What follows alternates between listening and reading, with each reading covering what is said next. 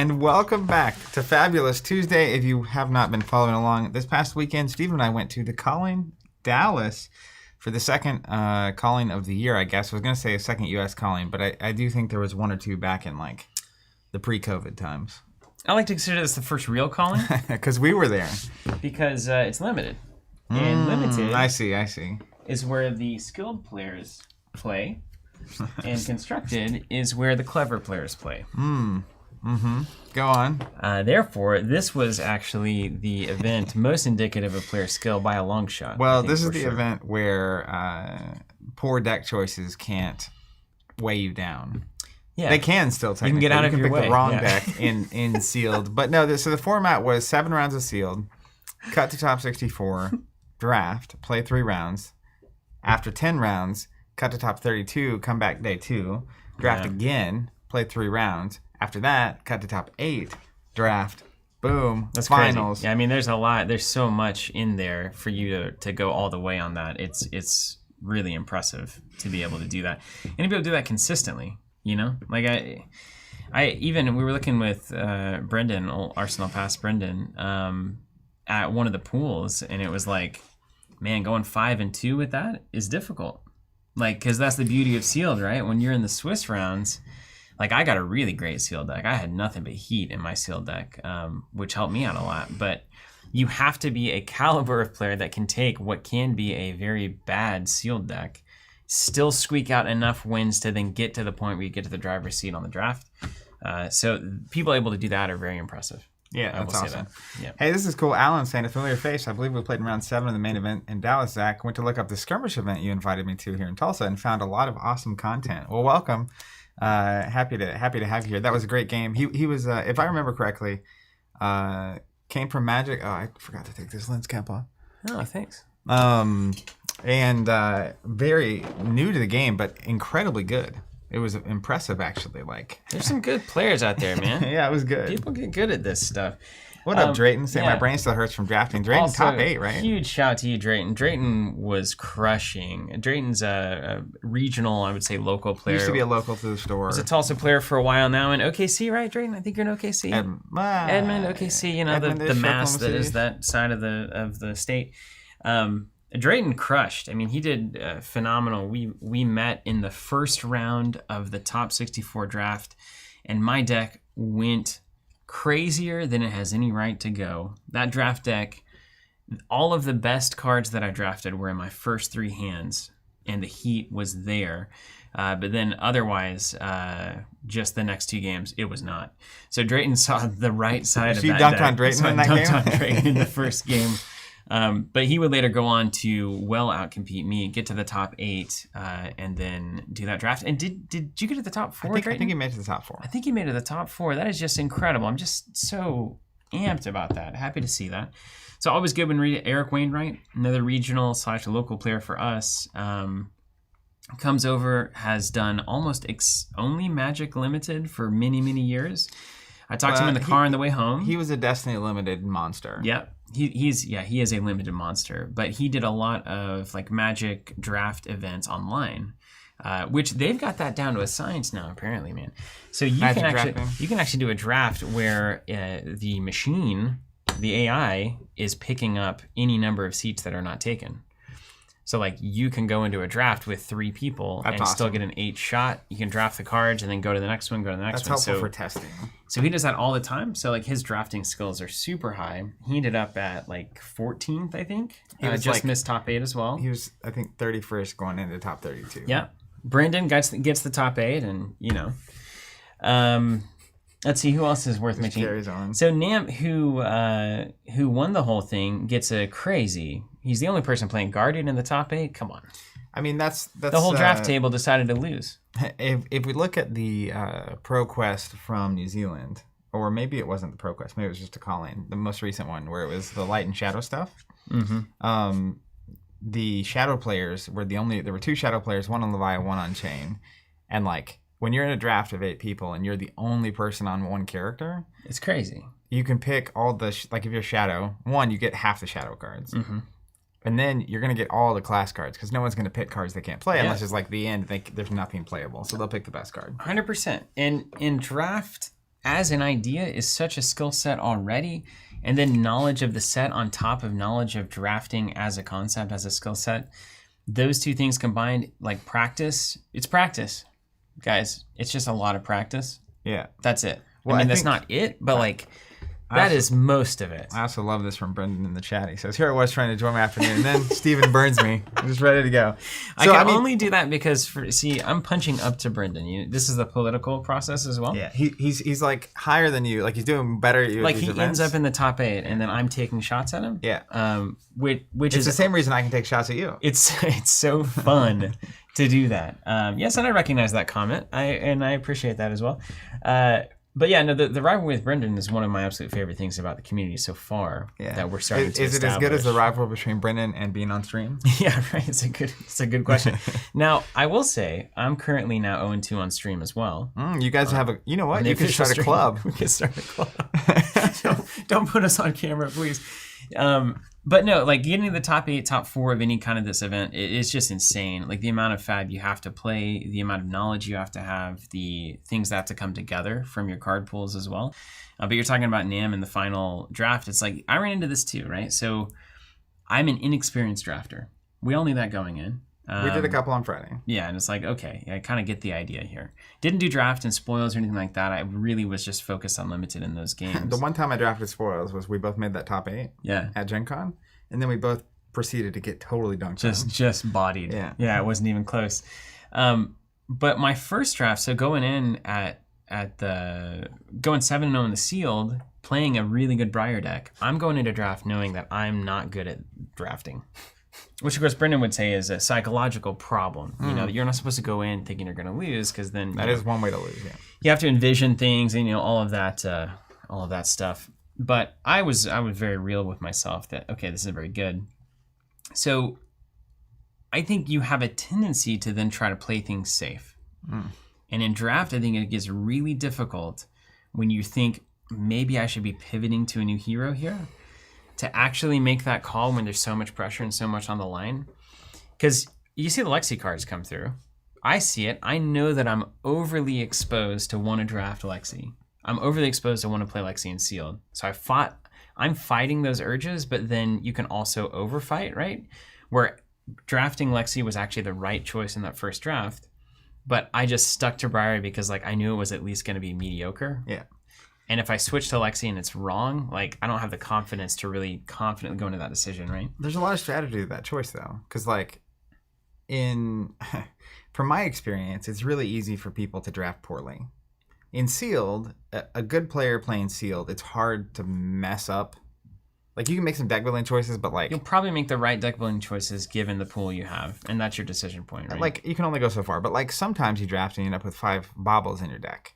Yeah, because like you decided to pivot, and then everyone pivoted, and like the whole pool goes really ugly. Yeah, it can be a bloodbath. So for me, a lot of that kind of depends on your record at the time. So like you were 7-0, so you don't have to go 3-0 to make the next day, right? So like I think you can be a little more conservative in terms of like playing it safe, right? Or yeah, reasonable. I didn't want like 0-3 it, right? Like it's like sometimes you end up on a Lexi deck that's just like average. So what I did, and we're gonna break our pools out in a second. Yeah, I want to see it. I gotta find them scattered across. I was 5-2, so I made top 64. But at 5-2, and I think I had a 5-2 pool.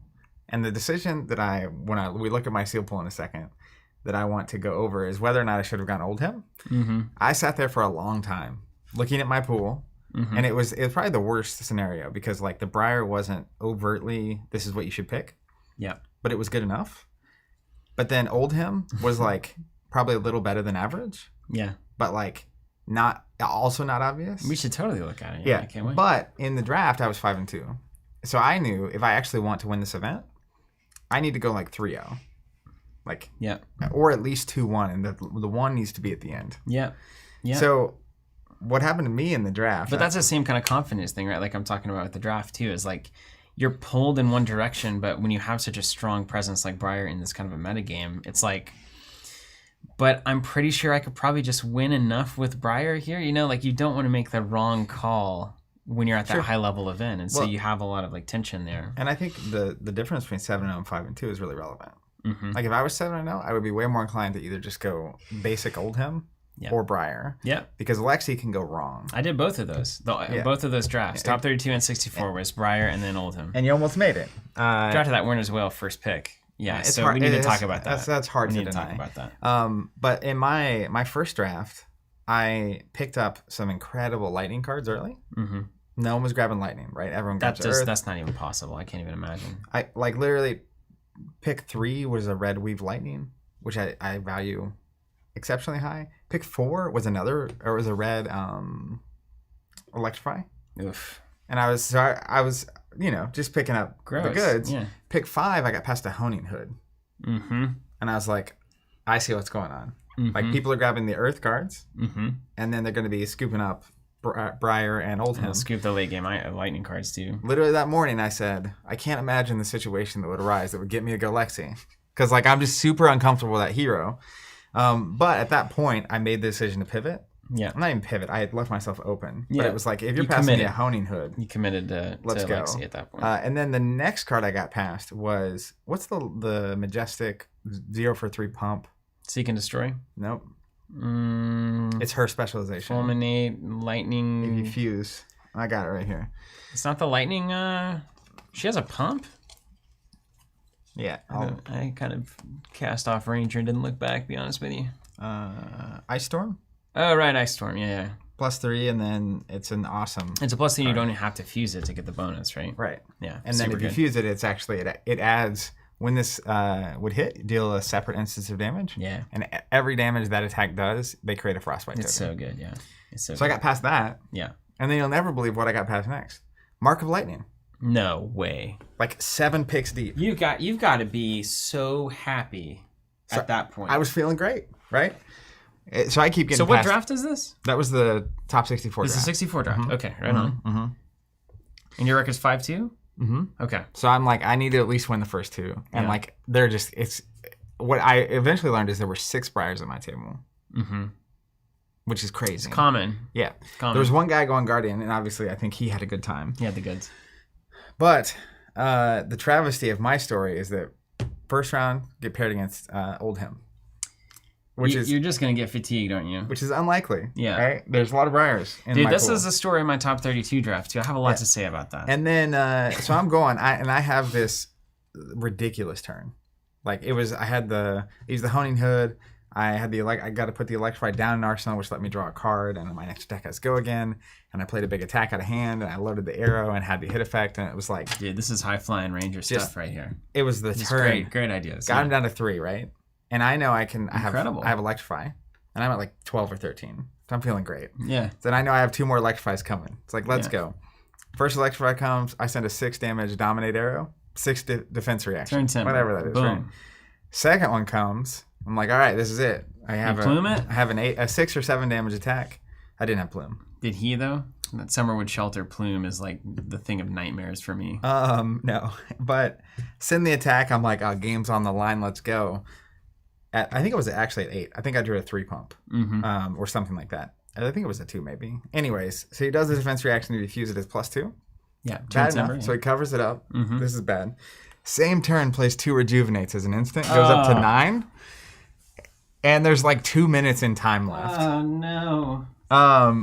That's a man looking to not lose and not win. He was close. I mean, he needed about another 3 minutes to get through enough turn cycles for me just to kind of deck out. Mm-hmm.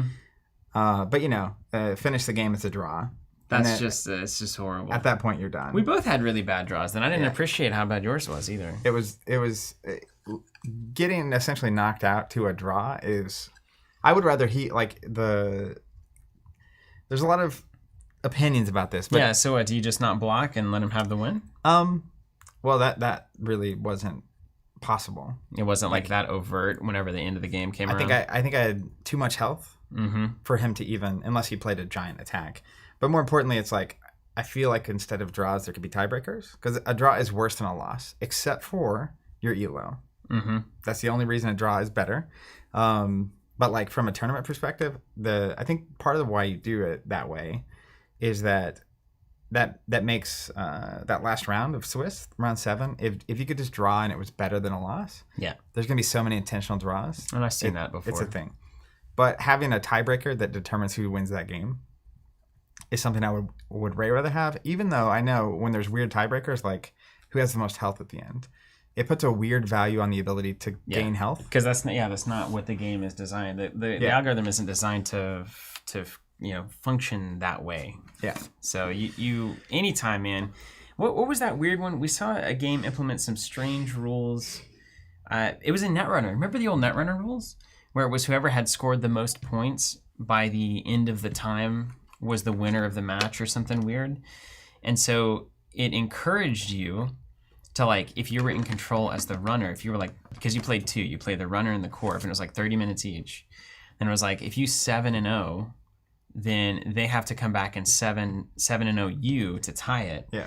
So then it's like, okay, well, I'm just going to run pants on fire, play the game like it should not be played. If I can find 1 or 2 points, the game's over, right? Yeah, because we each won 1, but I scored 3 as a runner and you scored 2. I win. Yeah. And so it changes. It like always messes with the game. Because the math isn't what does it take now to score 7. Mm-hmm. It's just what does it take to do damage, right, or get the score right now. Your game plan is very different. Yeah. It's hard either way. AJ saying agree. At least there's some bad stall burn tactics. But like ultimately, I don't know. I would rather get stalled out by someone and lose because they had more health than get stalled out by someone and then no one's. You just draw a chance. So there's a couple of things of that. First of all, Brandon's there. I see Brandon in the chat here. Great to see you at that event, man. It's been so long since we've seen you, ever since Game of Thrones, really. Game of Thrones first edition last time I saw Brandon. One of our first interviews with a community member. Yeah, that's true. Yeah, Crushing also did extremely well at the event, so I'm glad to see some familiar faces. I think so. Here's what happened to me on my draw. So More stories. Top 32 or top 64. My draft deck was not good. It was well worse than my sealed deck, which is pretty normal, but it was not good. It was like a Briar deck that you're used to seeing in sealed, but everything they're playing is blue and yellow instead of red. Great. One of those. Yeah. So they can block it all with one card. The non-attacks were not really working it for me. I mean, I was running like yellow Autumn's Touches. I was running like yellow Burgeonings. 3 for 6 on Autumn's Touch. Block for 3 is not awful. It's not awful, but I don't really want to be there. It's a 2-card block. So I got the gas against Drayton, and I was like, okay, I lucked into that one. Then the 8-0 match against who was it? Alec, who was also 8-0 at the time. Yeah. I think he finished top 4 or something. Yeah, he's super good. Maybe I think he had drafted Briar as well, and I saw somebody on the chat say earlier, like, you may have been 0-2 on camera, but you definitely look like you were having the most fun during those games than anybody on stream. It's like, that was definitely true. Alec and I actually had a really good time. He told me after the game, he was like, that was the most enjoyable game of Flesh and Blood I played all day. Because we like finally got to the point where we're like laughing and like you know, having a good time. It's like, oh, a red ride to lightning, like, oh, cool. I was actually watching at that moment because like he played the 0 for 4 with Go again. Yeah, into Ride to Lightning. Into Ride to Lightning, and you're like, oh, you got that card too. Cool. Yeah. It's like that's where all the good Briar cards went. That's why I didn't see any of them. So that deck was bad. So I ended up losing those 2. I went 1 and 2 in the second draft or in the first draft. Then comes around to top 32. First pack, Winner's Whale. I'm like, okay, you know what? This is great news for me because I'm not a confident drafter. This gives me a very clear direction. It's a North Star. I'm just going to go. Gives me a reason. So I draft Winner's Whale, of course, as you do. And then I realized at that point, or really after the draft, I realized that I have no real appreciation for the experience of drafting a Winner's Whale deck. So in my head, I'm thinking... you need all the blue ice cards. Just every blue ice card you can get. So in my head, I'm thinking, all right, the number one thing I don't want to do, and we've seen this in some sealed pools, I don't want to have Winner's Whale and like 3 ice cards that can pay for it. Because what's the point? At that point, it's kind of a fancy hammer. But it is a 3 for 4, right? Yes. So static. Even without the ice effect, any blue, that's one of the restrictions of Titan's Fist, is is that what it's called? Titan's Fist? Titan's Fist, yeah. You have to have a 3-cost or higher that's blue. So like when I'm drafting, any 3-cost or higher that is playable in Oldham has a little extra value, right? Yeah, it becomes better. The Ice Hammer, though, means you can get a little 0 and 1-cost cards, or like Earthlore Surge. Blue Earthlore Surge suddenly were very good. Yeah, now, here's the interesting thing about that strategy that you'll find is, yes, you can, and Steven did draft a good amount of blue cards, particularly blue ice cards. Feeling good. I think I went in. Actually, I can tell you. I'll tell you exactly how many. I'll actually show you. I want to see the pools in the deck. Let me just lay this out. I'll show you exactly. And before we get too far in, I do want to mention a couple of things real quick. Can we go back up top? Yeah, we'll go back. Sorry to. It's like a word from our sponsor before we get to the thing people are here for. No. So it is worth noting, we last week got information about Tales of Aria Unlimited. It's coming currently on their website. I think it says November 12th is the release date. Yeah. So we have a promotional token that we're sending with our unlimited subscription. So it's 1 token per box of unlimited. You can still sign up for that. We're going to be charging for the new signups essentially sometime early tomorrow. So if you're watching this back later today and you want in on that, now is the time. You can go top down now so you can actually see it. Yeah, we wanted to give people an opportunity to sign up because this is a very sudden announcement, and so we've kind of had this in the works. We were able to get everything out in time, but if you didn't know that we were doing this promotion, we want to make sure you do know it so that you can sign up for Unlimited. So anything that's signed up for by probably tonight-ish, we will be able to process you for the unlimited Tales of Aria subscription, and they will come with these tokens. So hard to see. It's always hard to see these on camera. Everybody who I show them to in person is really in love with them.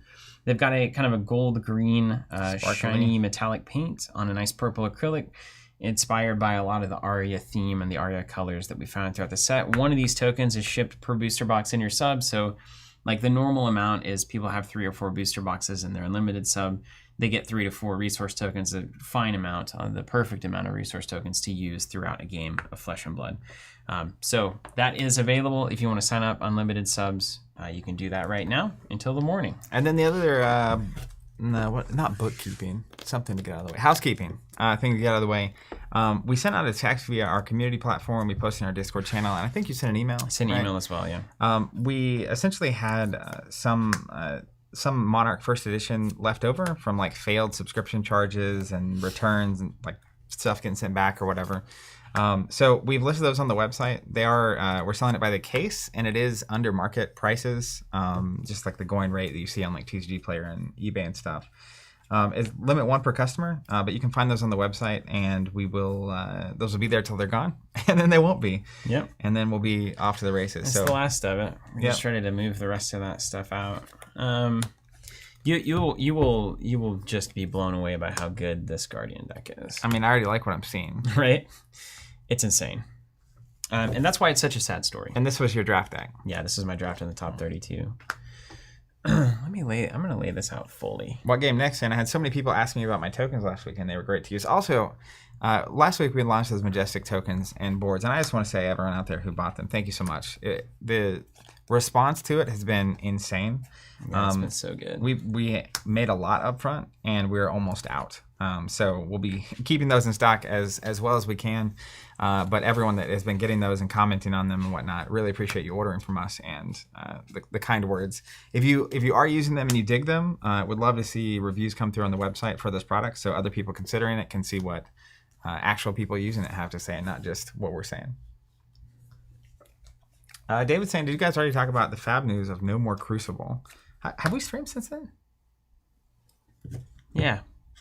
Did we talk about it last week? Yeah, we did. I think we talked about it on last week's stream. So you can go check that out if you want to hear more. Patrick says I'm going to be rocking the tokens at Nats. That's awesome. Yeah, let's go. Gree saying, just got mine yesterday. So beautiful. What game next? Says I'll review these later today. Appreciate that. Cool. Card Guy says 2 Icequake with a face like this. No, it's crazy. I mean, this is insane. And this is the power, especially if you decide to go old him early. Dude.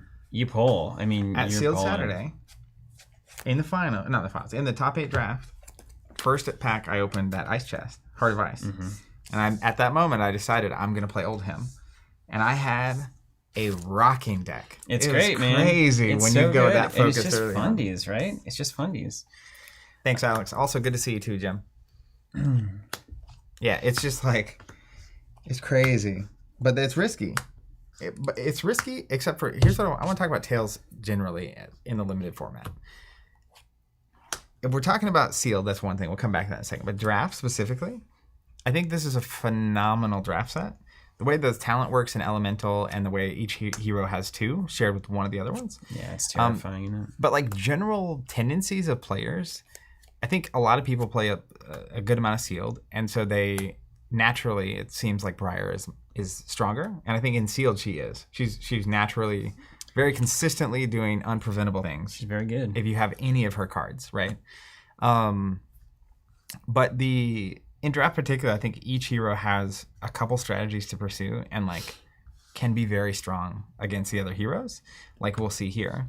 But it's also really just like understanding, like I could tell so much in my draft pool that the majority of players were going Briar, right? Yep. And so there's an inclination there, and a lot of us, come from Seal, don't have a lot of experience drafting, and so it's like, well, let's go. Like, this is what we should be doing. And you associate what the good cards are with what you've seen win you games in Sealed. Yep. And draft is a just totally different beast. Anyways, carry on. I want to see this thing. It's absolutely right. Okay, so this is what I ended up drafting right off the top with Winner's Wheel. This is easily the strongest deck I've ever drafted in my life, which again, we know is not a lot of life there in terms of drafting, right? So one of the things that I was looking at was like, I was ending up really favoring this blue ice pocket. So I ended up on like 1, 2, 3, 4, 5, 6, 7, 8, 9, 10. I ended up on about 11 ice cards that I was looking to pitch to fund both the reaction to put card on top of deck and Winner's Whale. So I had 11 here. And then I also only really had 5 Earth cards. I have the 6 with Earthwork Surge, which is a fine way to fuse cards. But these made it really difficult for me to find productive ways to use the Earth reaction to prevent 2 damage. So that wasn't really my game plan going in. I was really all here. And the thing about this section, with both the ice reaction and the Winner's Whale effect, this is super strong against Briar and Lexi. It's so strong. Yeah. I would later find that out. Because you're obviously going to be putting a card in the top of the deck a lot.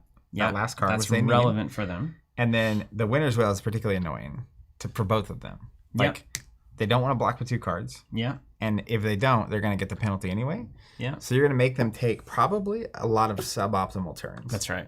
Yeah. That's right. You got some good pumps here. These are the pumps that you're looking for. These are great pumps. Everybody loves that. You've also got 4 Glacials. I have lots to say about Glacial. You've got 2 Red Snow Unders. Really good.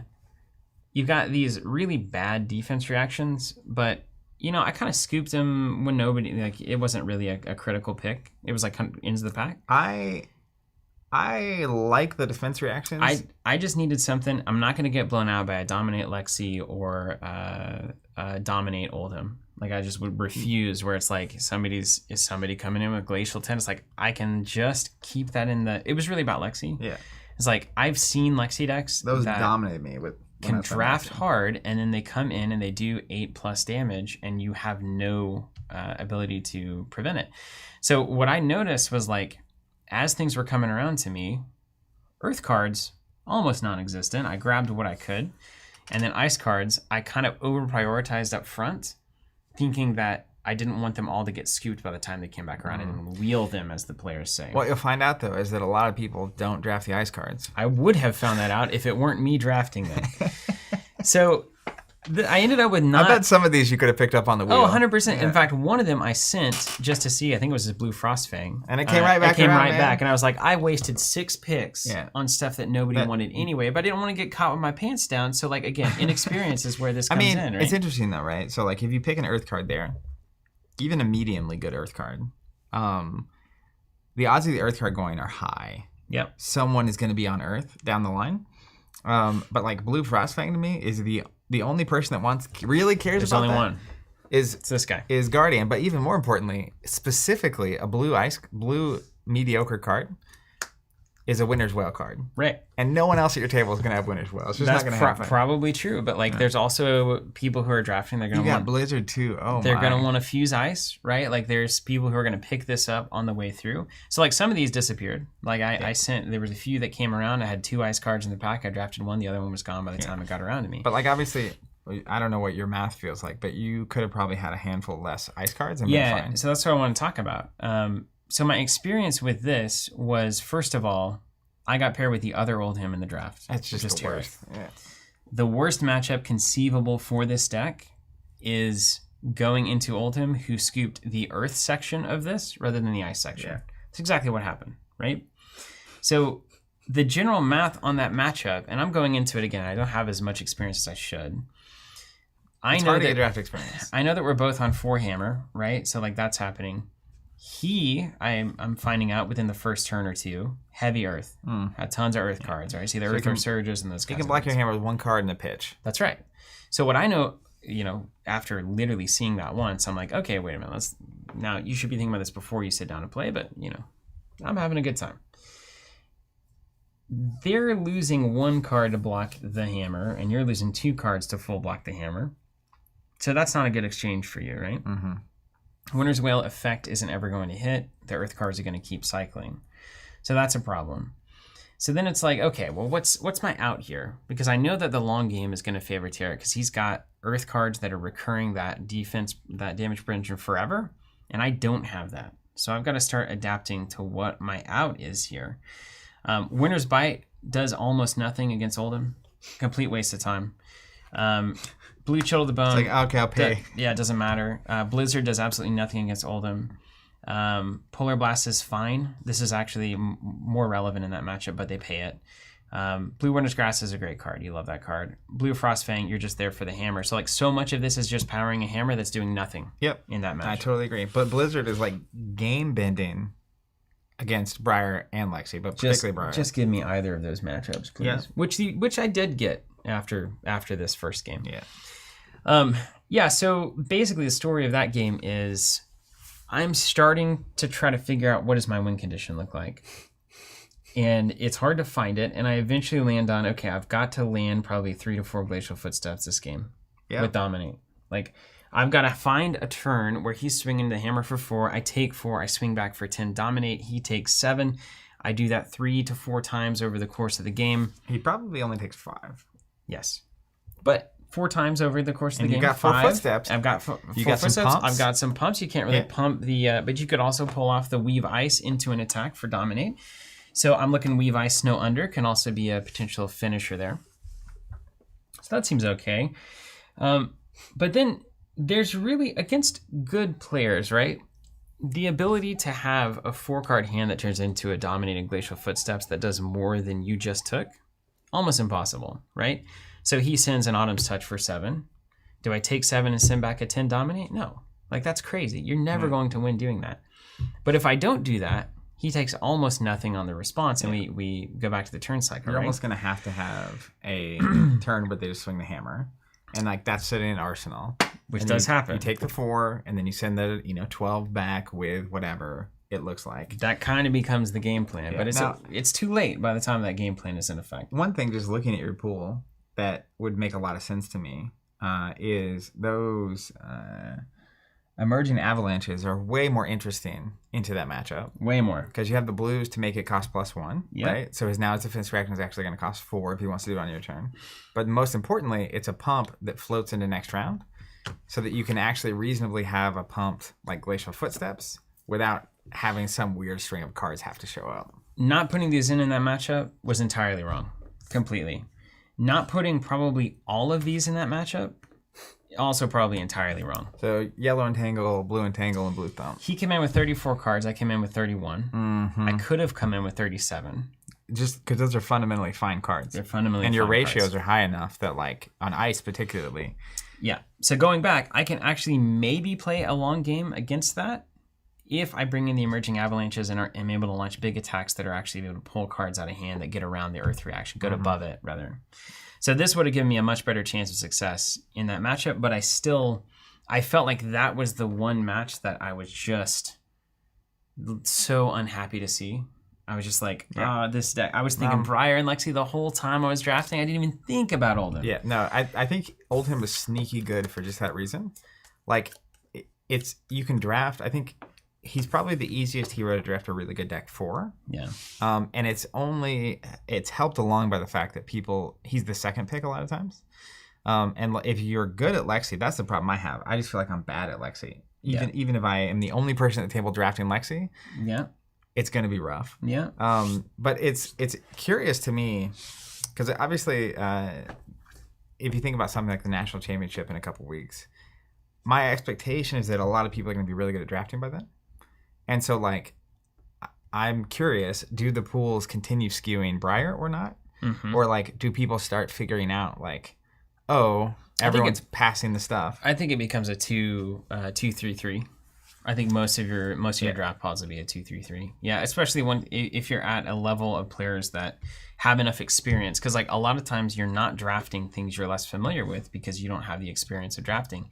Most people are coming in playing the majority of their sealed pools as Briar, so they're going to naturally be like, I value this card high, I value this card high. Not the case for these other two. Did you have any equipment? No, just the whale. Wow. Yeah, so I at one point I got past. It was very early. Cracker Jacks came through. It was before I had the red thump, and I think it was like Cracker Jacks or like it was like a red ice quake or something. And I was like, I can't pass this red ice quake. Like it's so in line with everything I'm doing. It's fusing. It's +3. It's like so oppressive. Works on the hammer. Like let's go. So I think I took the ice quake instead. And that was the last equipment I saw that I opened or got passed to me. I think maybe Runaways I could have taken at one point too. And I was like, I don't care about Runaways. Yeah, it's fine. As Brendan would later find out, they can win you the game though. Or losing. Yeah, so... Ouch. You can keep burning Brendan out. It's not, you know... He's on fire over there. I just love it. It's just so fun. So after I lost that, and I lost it pretty like notably, just like about halfway through, I was like, okay, well, I'm not winning this game, so let's just move on through it. Then went to the next round, and this was against Briar. And Zach, I have never been more in control of a game against Briar than that game. When you get to move in, when you're playing, especially Winter's Whale, but like that ice effect, that reaction so many times. Every turn, that reaction, Winter's Whale coming back, or like a 3 for 6 or a 3 for 10 with ice. Like there was, it was crazy having to block out. He never swung the sword, not once that entire game. Did not do it, which was great. The problem though was that, and we weren't playing particularly slow, but the problem was that game went to time. Oh no, this is a turn I wasn't expecting against Briar. Oh no. So Briar's at 1 health. I'm at 4 or 5. There's nothing to be done. And 3 cards in deck. And they go to his hand, right? Devastating. So you just need like 2 turns. I'm sitting here. The moment it gets past, it's like time is called as the turn is getting passed to me. So he draws his 3 cards, and this is my game now. I have 3 cards in this hand. And I'm like, okay, so... At that point, I was looking at my end game where I had a decent amount of these. Like I had like a blue Frostfang and like a blue Winter's Grasp, and I'd blocked. And I was like, okay, well, I know that if this game goes another turn, I win.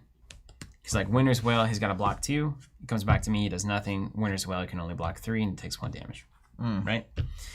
But I know that I don't have another turn, so I end up launching like maybe a Winter's Grasp for 6, or maybe I swung the hammer or something. Like I was like, the judge was standing right there, and it's like, okay, so what are the draw rules again?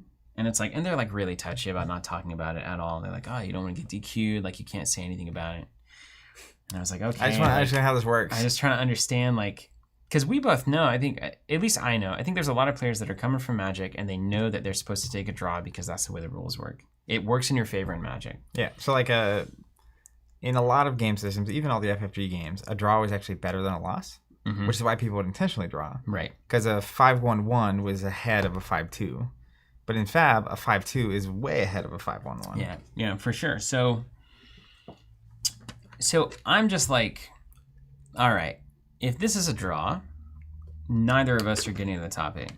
Probably neither of us are getting there anyway, let's be honest. But there's at least a shot, right? I come in at 8-2, I go to 8-3, and then I end out at 10-3, like possible. So I swing, and I'm like, okay, it's up to him, right? Well, Do you block or not? Maybe he won't block it, and I'll take the win, and like and it'll work out. But he does block it, he blocks it with 2 cards. Essentially, just like swings for 2 on the sword. I block it, game's over. Now, what's interesting is like, would the 2 have killed you? No. So here's I had the draw in Vegas against the Dash player, and either of us could have let the other person win. We both had the opportunity. It's an awkward thing at that table. It is awkward, but just kind of mapping it out from my end, and I don't even know if I would do this if presented the situation, but the loose kind of thinking for me is like, if you can block out my turn and still have enough damage to send lethal back, because like a lot of times, like in the Vegas case, it's like he swings, he can draw back up, so then he can absolutely cover up my turn with a 4-card block hand, right? Yeah. Whatever I had to block with. But just the recognition, I think they need to address the rules, step one. But secondarily, in this moment, right, it's like, if my opponent could block out my turn and still send back lethal, with you having no cards in hand? With me having cards in hand. So, like, let's say time is called, it's my turn. So you're going to get one more turn, then it's over. I send my best attack over. If you can cover it up and also send lethal back at me after I draw my hand back up, if I don't block. Like, you can show your cards and be like, can I even conceivably block what you're about to do? Well, not even that. So, like, I draw back up, and now you're on the very last turn. Even just practically speaking, if you can actually swing and kill me at that point, I should allow you to do it. Right. Because, like, it's not... Unless you don't want to lose elo. Which is a fine... There's a reason that system's constructed there's that way. There's kind of a push-pull there, But right? if you block me out and then you actually can't even send lethal back, then it should be the other way around for me. Yeah, I mean, yeah, but like, and a lot of people don't know that. I mean, and there's a big knowledge gap between, like, you know, is there a gentleman's agreement here, or you know, some kind of an old-fashioned, you know, it's like, this is the flesh and blood community's answer to this problem, is like, you have an understanding that, like, if you have lost this game, you just take the damage. But that's a lot to put on people to, like, do in that moment. What the judge came over and said, time is called, right? And then we took our 2 turns, and then he says, given that there is no clear winner of this match, it is going to be a draw. And then I said, I can absolutely prove to you that I will win this match. And then he was like, not having that. He was like, you should never say anything like that. That can get you DQ'd from this entire event. And I was like, man, listen, you said there's no winner, provable winner. It's like, I can prove to you. We can show our hands right now. He's got he has 1 card left in his entire deck. There's no way for him to block me. There's no way he would ever win this game. Yeah, but that was not very well received. So I guess that's not the right approach, right? So anybody out there thinking about that, maybe. I think the other thing is, once you get to the top 32, especially given the fact that how Tales Variety works, and like the way Oldhim can function, if he so desires. Yeah. Like, it's wild to me to even have a time limit. Yeah. Or to not have it be like, well, that's crazy. In the top 8, there isn't a time limit.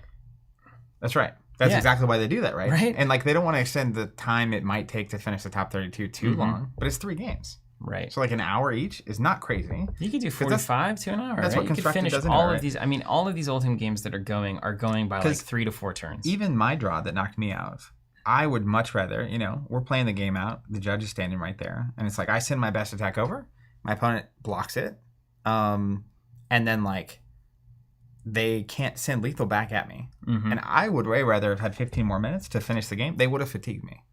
I did not have a way to win at that point. Yeah, I would have rather conceded. I couldn't do that. They don't allow it.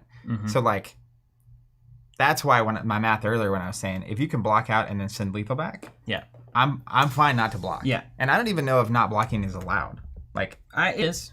Yeah, totally. I mean, you can just choose not to block. I mean, it's within the rules, and that's the thing is you kind of want, you say to yourself in that moment, you're like, surely there's got to be a subjective way that this judge can understand that this game has a winner. Well, so I've seen FFG did things like this that were very complicated, which is like remaining hell plus total cards left in deck plus whatever, and then like, here's your score, and then a score is generated, someone wins the game. So there's a tantalizing piece of this that is like, oh, well, what if we just had a system where a judge at the end of time can consult with both players, have a conversation for a second, see where each player thinks they are, and then if it's very like overly obvious, like in the case where somebody doesn't have any deck left, they can make the call that this player would win if the game were to continue. However, introducing a subjective who has won this game to a judge is so terrifying. Yeah. Like, that, you can't cross that line, right? Yeah. Like, there's no way that's the right thing to do. One line you could cross is if either player doesn't have a deck left and the other player does, then the player with cards remaining is going to win the game. Yeah, maybe. But even then, it's like now you're on a 40-card deck just in case. Yeah. But all that to say, main thing to me, actually, is if a judge, if you're going to go subjective, I would like to see it be a judge allowing an extension. Yeah. So it's like time is called, and it's like judge is going to come over and look at the situation. And it's like, if they think this game's going to finish in the next 10 minutes, ding, ding, ding, bonus round. Yeah, maybe. I'm curious to see if they will address it or do address it. Now, like, my greatest feeling there is, and I would later find out that this is probably what you're supposed to do is, like, you just have to force the game to move as fast as possible. Yeah. Right? So, like, even Tarek on stream was very adamant about that. Like, it was like 5-second, 10-second plays. And I think it was rightly, like, prompting the judge, like, hey, we need to speed this along or we're both going to lose. We're both going to draw. And so then that kind of created a higher tempo for that game, which was both stressful, but also I think correct, given that that's a real possibility that you draw in your first game of the top 32, and that's horrible, right? So I wasn't like pressing the gas pedal on the tempo of the game, which I could have been doing more of. But I also, like I've been on the other side of that where like you're trying to think about something that's really complex and you're in a very stressful moment. And then it's like, hey, come on, we need to play. And it's like, that feels bad too. Yeah. So, like I would way rather just have the integrity of the tournament upheld, right? Because you don't want intentional draws or intentional losses or like scoops or whatever. But like, if there was 45 minutes and you're still going to time in a top 32 draft, that's just because people are playing slow. Yeah. Like, the slowest I've seen it go is like 35 minutes. Yeah. So like, if you're at 45, then like, you should have called the judge to have the other person speed up, or like you should have been playing faster yourself. Yeah, it just seems a little. Maybe it's just the rounds are too short. I mean, 30 minutes is too short. That's what I'm saying. It's That's like, it. When you have old him in the pool, if it was just like guns a-blazing set. Even just generally, man, like this is a heavy game. Like 30 minutes is crazy. Like most of our games on the stream last like an hour and a half. Yeah. And that's just because we're thinking and like showing some stuff, but and like chatting. A third less or 66% less kind of thing. It's like, wow. Yeah. That's heavy. Yeah. Anyway, this deck is great. And then hit the draw and then played Alexi. I think it was Caleb. Caleb was awesome. It was fun to play him. And was always just able to keep him off of the one big turn he needed. It felt so good to do that. To be in control. Sorry, Caleb, if that was annoying. But like just land these big like ice quakes, and it's like, I can't take this and do my turn back. And so like Lexi was controlled out pretty good too. So yeah, I think this is this is the best deck I've ever drafted. I think I got a really bad matchup for me that I could have played into a lot better if I had a lot more practice into the Oldham Mirror. And then I think I took a draw that was very sad for me because it was not in the state of the game that we understood actually a draw, right? And that kind of hurts sometimes. Yeah. So well, and they also, for that such a time limit, there were a couple of kind of frustrating moments for me because like my opponent would just be sitting down and they would start time. Yeah. And it's like, I'm not or not even there yet. And like I had in the ProQuest, I had one person show up a couple minutes late. And like, technically, if I call a judge over, they probably get an IP5. Oof. Which is -1 intellect for 5 rounds. But like, I don't want to do that. Especially, if I think the game's going to finish reasonably, like I would rather have a clean game. But like, if you're going to give people literally like 2 minutes to get their pairing, get to their table and start playing, and you got to get all your stuff out and your play mat and your score card and like, all that. And I get it, a large tournament like that, you need to run efficiently to get it done in time. Yeah. But particularly once you get to top 32, it's like, I hate seeing that. Like, drying out in that moment is really tough. Yeah. It's true. Well, anyway, so it was all that to say, it was a phenomenal time in Dallas. It was so fun, man. It was so good to see everybody. I see a lot of folks in the chat saying hi. That was just obviously a highlight. Glad to actually do well at an event like this, and feel that rush of like not losing. It's like, yeah, dude, I'm getting doing this well, done. Yeah. No, I mean, you finished 19th, right? Yeah, that's an incredible finish for a 500 person tournament. Yeah, I was happy with that. And going into the next set, like I'm like, oh man. First of all, Eric and I were talking about this. Like, Eric finished 11th. Even after all of that from the calling, it's like we feel like we're just now comfortable enough to actually start like understanding limited on the next level. The drafting and the sealed and like where the value is and what to do with this card or that card. It's like I'm already like I could play this for another couple of months, just jamming sealed and draft. I have such a good time with this set. Yeah. It's super fun. Jory, I'm going to Cincinnati. Steven's not. But I agree, and I am excited. So we're the skirmish season's coming up after Nationals. We're hosting one of those in Tulsa on the 20th. If you want info on that, check out the website. But we're doing Tales of Aria First Edition Draft. So it's a whole competitive season at the local store. That not all, some of them are blitz and some are draft. It's not 100% draft. But I was really happy to see that because I do think the draft format is very fun. Yeah. It's very skill intensive, and it's also a format that a lot of people can play because you don't have to have a big collection and construct it and all that kind of stuff. Yeah. So we'll get to see it at least a little bit more before it goes away, so to speak. Brendan's saying he's bummed. He feels like you win Cincinnati. He's trying to lure you in. Steven's book. That's my wedding anniversary. That's right. You know? I think that's fairly important. Do you have your original seal pool? Yeah, I do. It's in one of these boxes. I would like to. What I would really enjoy doing is look at that. I want you to look at my seal pool as well. Okay. Yeah, we'll look at it. And then I'd like to play a game with our seal pools against each other. Okay. Let me see if I'll probably remember it. It's a thing of beauty. Yeah, this is it. I remember you handed it to me as you were walking off to the bathroom, like, "Hey, check this out." This is incredible. And I was just looking through, and I was very envious of your predicament, your situation. Did these go in your Oldham pool, technically? Yeah. There were only 2 unplayable cards that I drafted. That's good. Isn't that crazy? Like if I had just gone the dads on that game on stream, I think I would have been okay. Okay, and then this is also the rest of it. Word of wisdom. These are prize tickets that you earn at Collins. They look good. You weren't able to use them. On the last day of a calling, just make sure you know where these are. And if they're in your deck box that you left to your Airbnb that's 30 minutes away, you're not going to get to spin them because they're marked with a certain city. As far as I know, they don't transfer between events.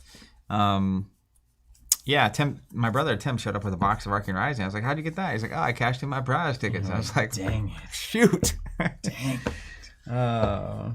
Okay. You want to look at this thing? Let's look at it. Do you want to look at the full pool as it is or what I ended up playing?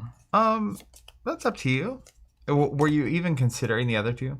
Yeah, I think it's worthwhile. Here, let me just break this into the element cards. Look at these. Look at this. Entwine Earth and Red Invigorate. What's up? Playing the hits.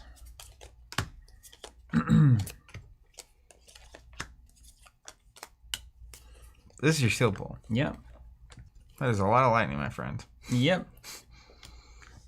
It's the good cards. It's definitely doable. Okay, so this is without Ruined Blade. So, first thing I looked at was this. Yeah, and I was like, package. Oh, well, let's go ahead and try to make Briar work if we can. But when you're breaking down your seal pool, do you start by looking at the element pools? Yeah, elements first always for me. Yeah, it kind of informs you what's possible, right? For sure, yeah.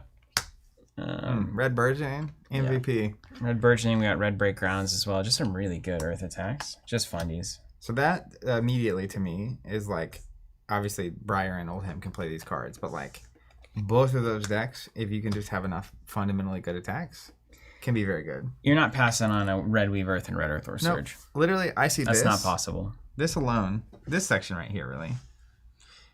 And it would have to be so convincing to go Lexi at this point. It would. That's so good. That's extremely convincing. Almost impossible. Yeah, I don't even know what that would look like. And I'm putting that Red Entwine Earth there. Dude. Because if you're not on Red Entwine Earth by now, you're just doing it wrong. I think Red Entwine Earth, I think Red Entwine Ice. Very playable cards. Now that can actually get there. Very playable cards. It's that Red Entwine Earth coming in for 2 for 8. Somebody called the doctor on that one. When I lay my seal pool out, I'm going to talk about an Entwine Earth play that I made that was gross. I've never seen a gross Entwine. Well, I guess it was 2 gross. for 8 is about as gross as it gets for me. It was gross. All right, so this is that. Let's spread. I'm going to give myself a little more room. Let's spread out and get the lightning cards in here. Yeah, so you got to be happy about this Earth Pool. Yeah. Let's see what old Lightning's bringing us. Pumps are really kind of defining so much of the quality of your pool. Weave Lightning and Weave Earth are two of my highest priority cards, and you had one of each. Yeah. And Earth Over Surge, and Electrify, and 2-ball Lightning. 2-ball Lightning. You don't want blue and yellow necessarily, but I'll you take got any flavor I can get.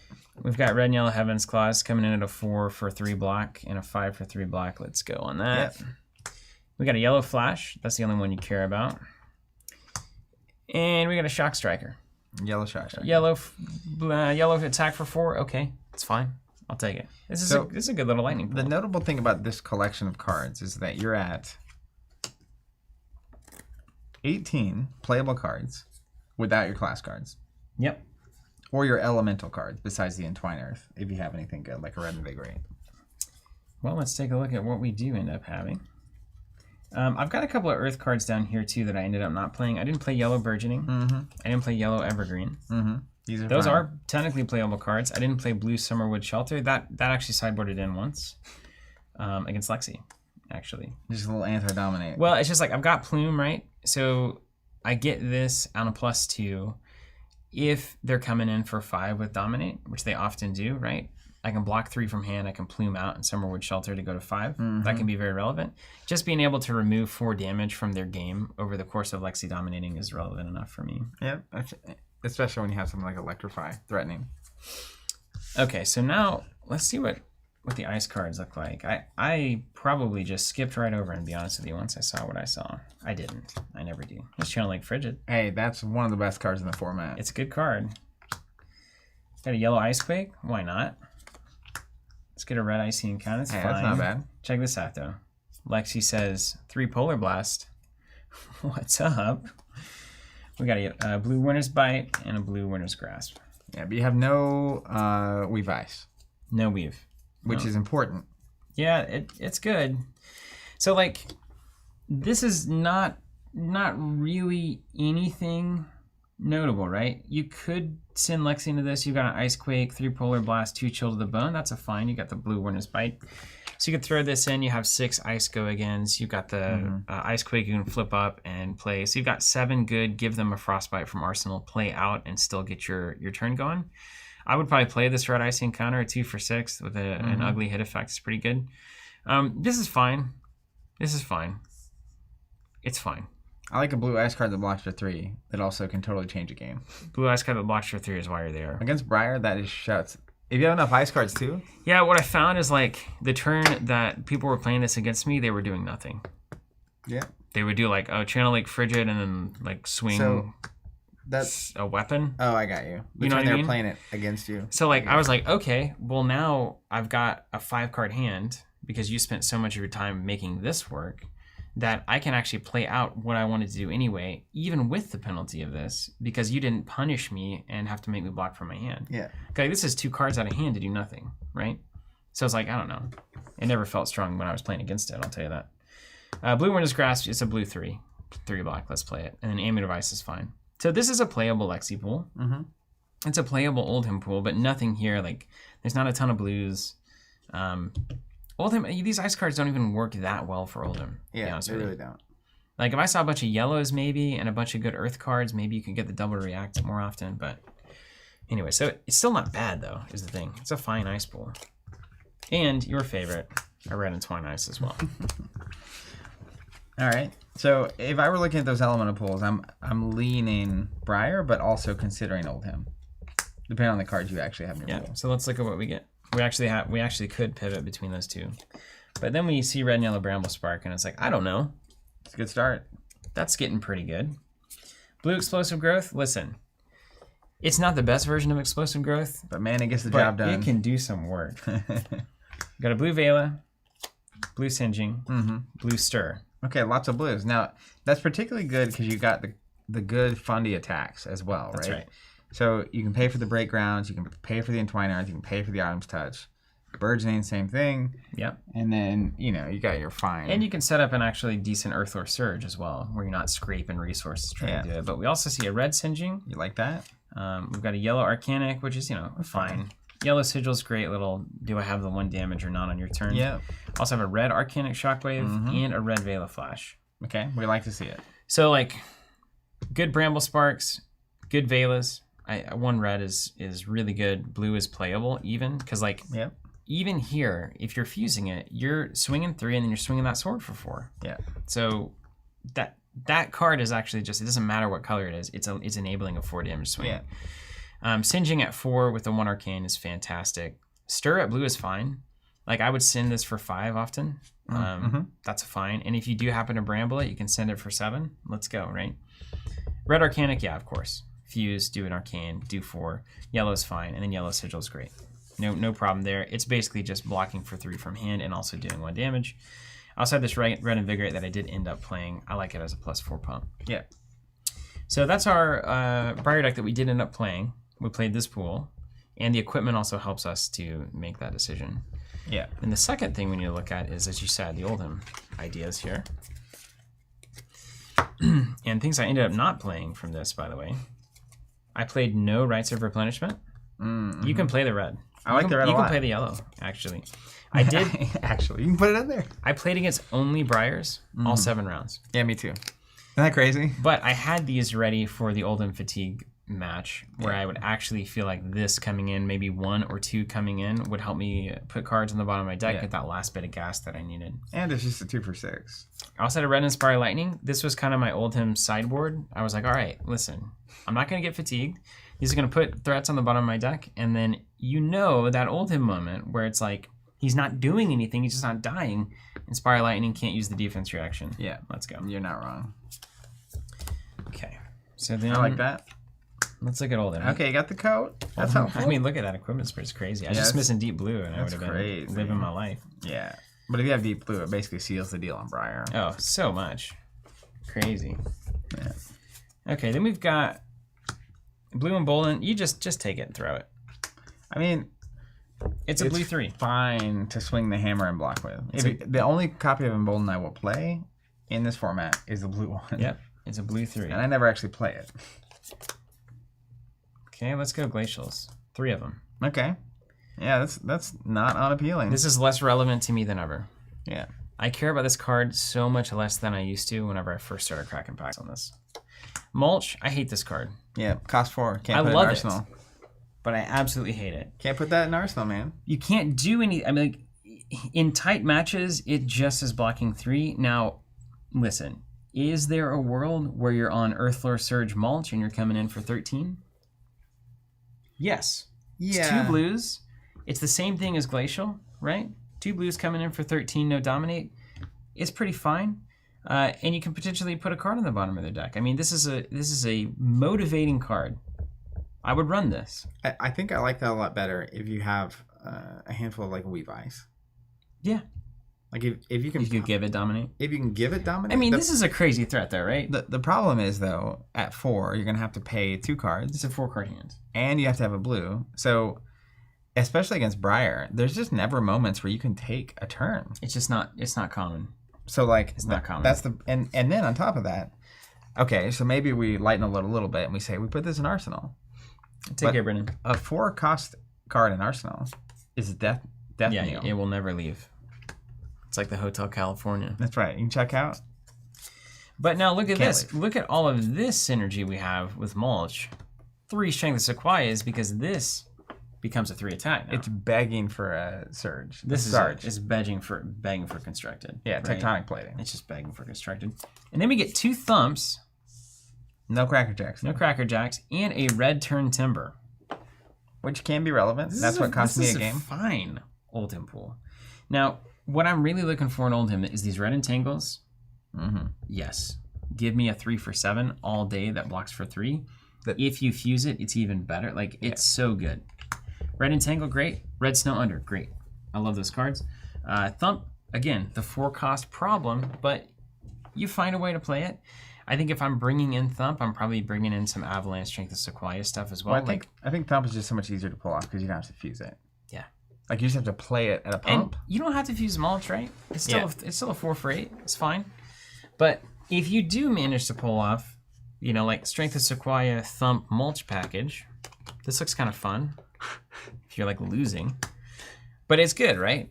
It comes in, it already bumps the Thump, and it reduces the cost. So now you're on literally a blue for that thump. It's coming in. It's already got the boost from Strength of Sequoia. It's hitting their discarding card. It's so good.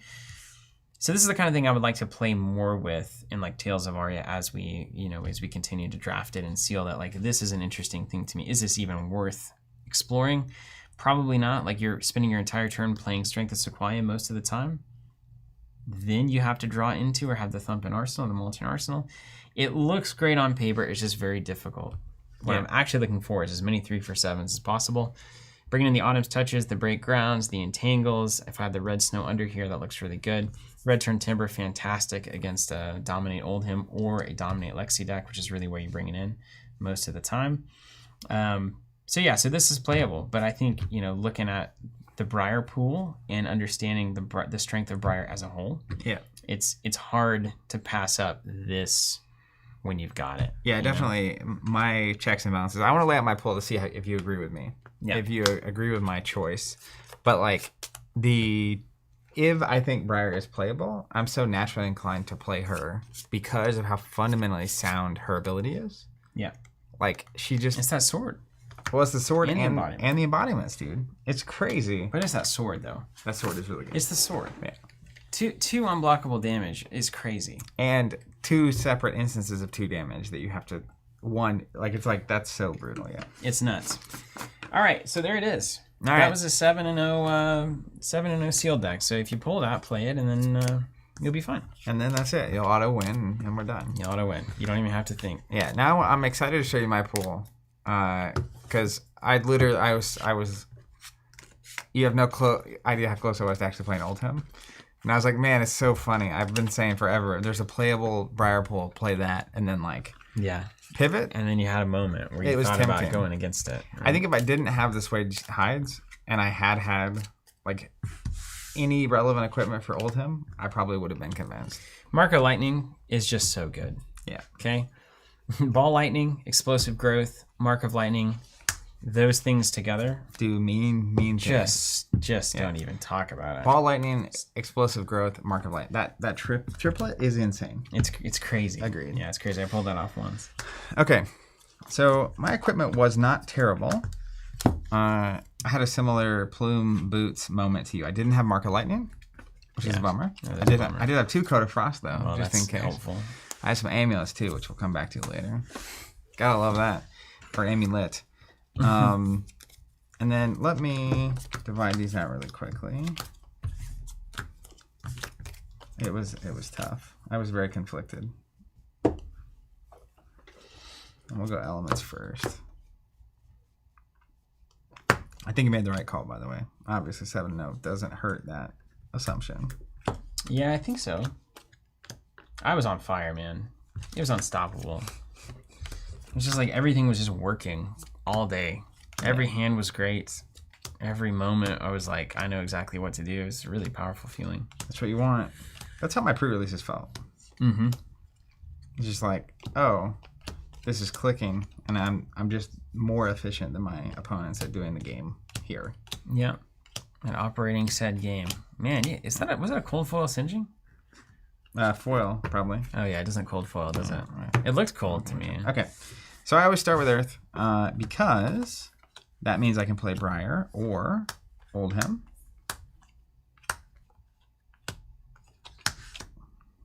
Make sure it's all right. I love Red Summer. You got the Plume too? Yeah. So let's go. I got the Plume and the Red Summer was, so obviously you can get that back twice. Against Oldhim and Lexi, that can be devastating. It's game winning, yeah. Notably, I got basically 3 pumps. 1 blue, 1 yellow Weave Earth, and then 1 yellow Earth or Surge, serviceable cards. Mostly, what I'm looking at here is the fact that I have 6 non-attack actions. Mm-hmm.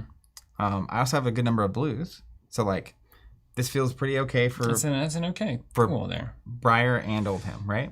That's an okay pool. All right, so now your attacks are currently just utter garbage. Yeah, these are not the attacks you want to be playing, right? So that is. I need to fill that in with your other side. Yeah. So when you're looking like Oldhim, though, I really like having those just fun attacks. Yeah.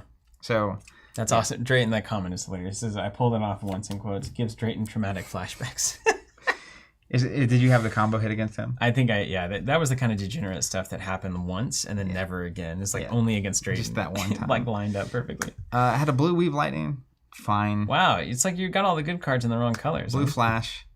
I didn't have the big attack. Blue Flash is actually just like not good. Yeah. Expressly. Yellow Electrify, that's fine. I had a Yellow Ball Lightning. Also fine.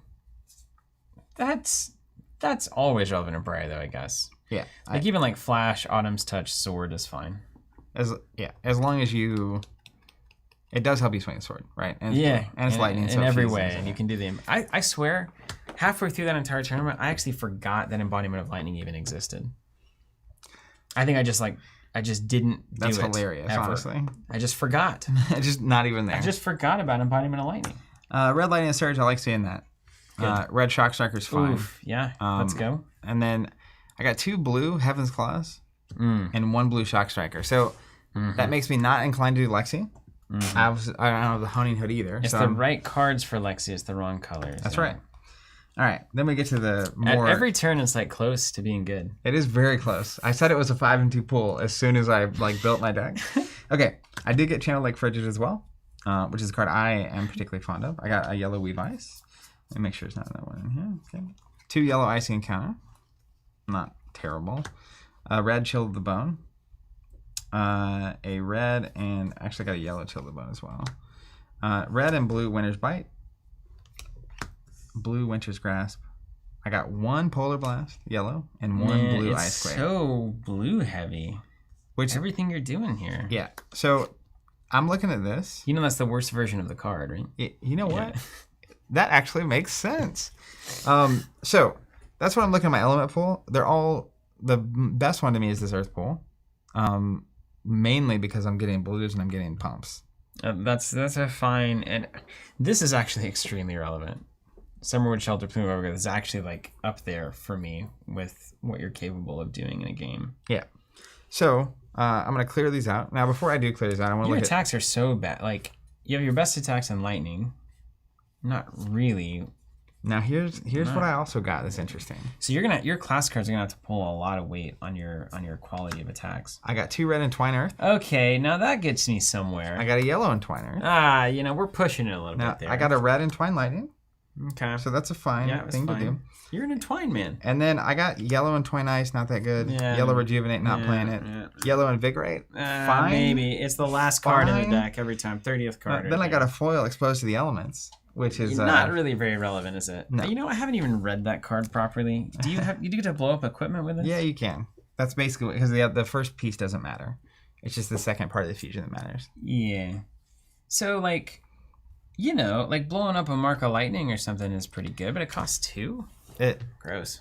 It's tough to think about. Okay, so knowing this about the pool, I'm just going to pack these away, and then I'm going to show you... So we need to keep in mind that Earth brings in your 3 Entwine Earths that are actually right now your best, probably, attacks. Yep. Your Lightning Surge, Shock's okay. I agree that okay. Entwine Earth is like the most relevant thing here so far, which is unfortunate. Okay, now let's look at... I'll start. Honestly, once I saw that, I wasn't going to play Ranger. Yeah. But I did have... Although you could. 2 red Overflex and a blue. Oh. And then let me show you my red arrows for relevance. I had 2 red... How many Chilling Ice Fans? Chilling Ice Fans. I had 2 red Dazzling Crescendos. That's fine. And that's it on the reds. Everything else is blue and yellow. Yeah, and you don't get to play Earth if you go this direction. Yep. Yeah, that's playable too. Huh. So... I think that's playable. But like the thing is, right now, if you play Ranger, right, you cut Hides and Plume, and you have to play 1 Coat of Frost and a Runaways. Yeah, that doesn't seem good enough, right? Does not. Agreed. So I didn't. We did not. You could though, is the thing. The crazy thing is, you could do that. So then, check this out. We should try that. 2 blue Molts and a red. Ugh, come on. A red and yellow Emboldened. This is a garbage can, man. 2 blue Thumps and a red. That's not awful, but I don't have Cracker Jacks, right? Fine. 2 yellow Glacial. It's fine. A red and blue Snow Under. Like the red. Yellow Entangle. 3 for 6. Come on. 1 Sequoia. Yellow. 1 Emerging Avalanche red. And a yellow Turn Timber. It's just like... it's so funny. Because it's like... It's very similar to the Guardian pool that I had that I didn't play, but worse. Yeah. Like all the colors are just like your 3 for 7s instead of 3 for 6s. So I was looking at this Guardian pool, and it was close. I had a lot of blues that pitched for 3 cost, so I get to swing the hammer a lot. Yeah. You can play Plume, Frost, Runaways. Yep, and I have the ice. I have a lot of blues just across the board. So you could definitely play that. I felt like if I was playing this, it was going to be a struggle. Like you were gonna have to really put the time in on this one. Yeah. No. That's a good question. I mean, we should try it, right? I do want to put it together play and see it. Yeah. Okay. Now let's look at the pool I ended up playing, and let me get this sorted real quick. The card quality of just the Briar cards, I think, the thing you run into with this format, this environment with Briar, is that the card color is agnostic when it comes to arcane damage. So like, if all of your cards have just one extra arcane damage on them, like the quality of these cards, even at the worst colors, is just higher than like a 3 for 7 going to a 3 for 6. Yeah. If it's a 3 for 6 with an arcane as well, or a 3 for 5 with an arcane, like that's still better than a 3 for 7 sometimes. Yeah. Okay. So I had 1 red Singeing, 2 blue. So just an arcane damage. You were just in the blue potato mode. 1 yellow Arcanic Shockwave, 2 blue. 1 yellow Stir, 1 blue. And 1 blue Veil of Flash. This is a fine card. I had a yellow and red Bramble Spark. Yeah, that's a beautiful card. Not awful. Seeds of Agony of the new world. Red and blue Rites of Replenishment. It's like the worst one. Yep. And then this is the card.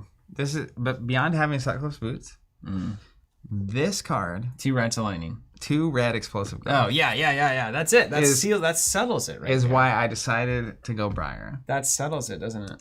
So that was I kept coming back to that. Did it do work for you? It did. Let me explain that to you in a second. But I also looked, and it was like, okay, like Brambles Fuse Earth, Replenishment's Fuse Earth, Explosive Growth is Fuse Earth, Stir the Wildwood is Fuse Earth. I only have 3 cards that even care if I have Lightning in my deck. Yeah. And my best attacks were these Entwine Earths. Right. So I was like, I'm gonna go every Earth card I can play.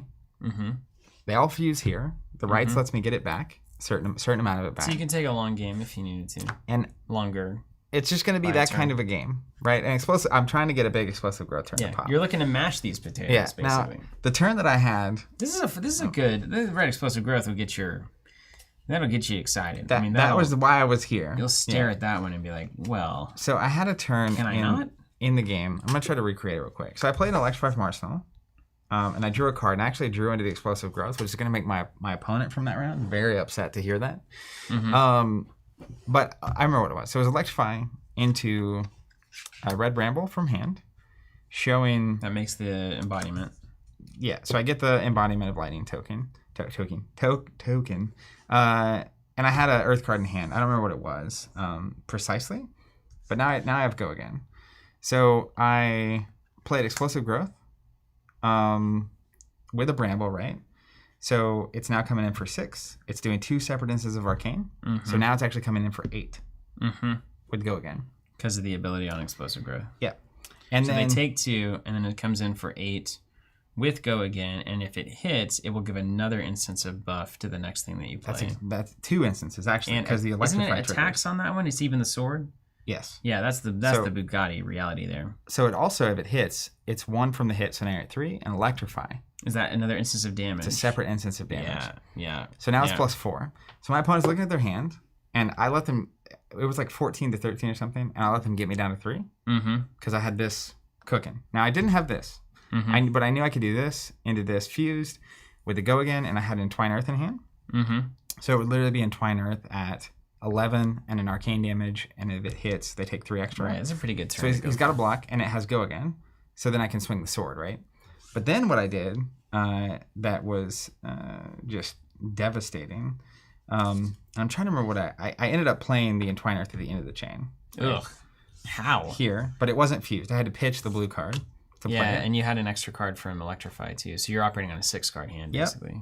And then I played the Entwine Lightning, fusing it. Did it get the +4 from Explosive? Yes. Ugh. He'd let this hit. Ugh. So now sometimes you have to. Now this is at 8. Because a lot of times in these sealed formats, you might have a no block, a 3, and 2 2s, and you're like, I can only block 7 here. No. Yeah. Anyways, and then I finished with Entwine Earth, and it was just plus, so it was 10, and he quickly picked his cards up. My God. And left. Wow. That's so crazy. Wow. Yeah. So the deck has big turns, right? Especially with those explosive growths, if you can get that embodiment token going. And after I pulled that off, I started trying to understand if I had seen the cards yet and setting it up. Yeah. Like, how can I end the turn with embodiment of lightning so that I don't have to have the second thing, right? Whatever it is, to have to go again. Anyways, so that's an incredible turn. That was so good. Explosive growth is one to watch. I mean, that's a big card. Yeah. So that's what I played. But looking at it, as you could tell, right, like I didn't have a ton of ways of getting go again. So I wasn't going to get swing the sword a ton. And like a lot of my cards are just at the wrong. It was a whole deck around explosive growth right there. And sometimes it worked. But then, you get paired against decks that are just on you from the beginning with Briar, and it's like, I can't keep up. Yep. And I don't ever have the opportunity to take the hit to send it back at you. That's right. There's we call that, what do the kids call that, tempo? That's right. The old tempo play. What's up, everybody? I'm just catching up with the chat. It's awesome to see everybody saying hi. Stella 2 Socks. What's up, Stella 2 Socks? Just want to say thank you for introducing me to this game. It's been a huge blast over the last few weeks. I just ordered some of your tokens and dice board. It shipped instantly, which is amazing. Well, thank you so much for doing that and for being a Flesh and Blood player now. That's awesome. Welcome. It's a game that goes deeper than anything that I've ever been a part of. I mean, it's just constantly giving me incredible realizations, revelations. It's a really incredible experience. Plaidman said, afternoon, gentlemen. Wanted to thank you guys for fulfilling my Mad Titan Shadow order. Been really looking forward to the expansion pack. It's our pleasure, Plaidman. We've just been waiting on Asmodee for that one. I'm glad it came together. Wyatt saying, I really like Lexi in this pool too. Overflex is OP, but the Briar looks nice to the Entwine Earths as well. Man, here's the thing. Overflex is like any Ranger pump. It can be pretty good. It can also completely lose you the game on that 8-block hand. So I'm used to that, so maybe I'm more realistic about it. Ice My Veins Gaming, what's up? Ice in My Veins says, what's up, guys? Met you both at the calling, and y'all signed my playmat for me. I appreciate it. Keep up with the good work. It's absolutely a pleasure. Fantastic. Ice in My Veins also wanting to see your updated Bravo list. Building an aggro Bravo as well. So that's a switch to constructed at some point. Is that after Nationals or before? Probably after. Cool. We'll see how we feel. So next week I'll be back after Cincinnati, so we'll talk about my pools and that kind of stuff like this. And then there's basically the week after that. 2 weeks later is Nationals. What's up, Jonathan? Jonathan LeChance. All right, so here's what I'm going to do, man. I would like to... I would really like to play your deck. I want to see if I can get a Lexi build out of that. Do you want to try that? Out of my sealed pool? Yeah. I'm happy for you. Here, let me just hand you my sealed pool. And if you want to take that same Briar deck and just see if it feels like a 7-0 Briar deck to you. Or if you're just really good. Or if I'm just an unstoppable sealed player. I have a hunch that's exactly what it is. I have that hunch as well. I could also build an old him there too. That'd be fun. And you could take this one. I feel like this one could have gone a lot of directions as well. Let me just take a peek. If you want to check that out. And I know a lot of people getting ready for Cincinnati, so talking through as much of the process as can be is, of course, going to be very helpful. That equipment makes it really interesting to not be going. Isn't it? Just immediately you're like, oh, okay. You have such good cards here. So you're saying it's the cards, huh? No, but it didn't hurt. It doesn't, dude. In sealed, it does not hurt. There's a big part of it that is just getting the heat. Yeah, it's funny we both had channel like frigid and exposed to the elements. That is funny. I guess that's what they want out of us. Okay. Yeah, I can absolutely see why you're unpacking this. Yeah. And I stared at it for a while, whether or not I should go. See, Lightning Surges is so bad in Lexi. It's fine, but it's just not good. Heaven's Claws here. I don't... Ugh. Let's see. What can we do? Can we do a... That's awesome. James saying, my TC tokens beat me home from Dallas. They're high quality like always. Congrats on the high finish, Steven. Great. Thanks. Thanks for that. I appreciate it. It feels good. It really feels good. For real. It was great. It was cool watching it happen. Okay, so you can I mean, you can easily overvalue this in Lexi. Like, you can overvalue, like, it's good. It's very good when you have a bunch of go again non-attacks that you can flip up, frostbite, play, shoot an arrow, dominate. Yep. It's very good. But the problem with its goodness is that I don't think it's relatively as good as just a lot of the fundamentals of a hero like Briar. Yeah.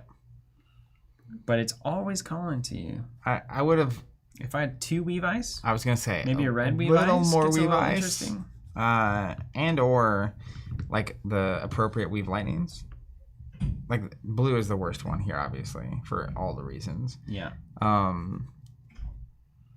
It's just +1. Yeah, and then even Flash is a problem because like she doesn't have a ton of 2-cost things. Yeah. So like that's kind of another dead Your card. Ice Pull kind of goes bad. You don't have Mark of Lightning. I'm building it though. You don't have Honing Hood, etc. Weave Lightning might even just. I think it's just going to be sidelined here. Okay, so we've got. They take care of our blue problem. That's worth it. Okay. So we've got to pass on our Earth. I see why you didn't want to do that. And Twine Lightning is good here. I'm building this Lexi deck. I'm forcing this one. Those red ice fans, what's up though? Which ice fans, yeah. Yeah.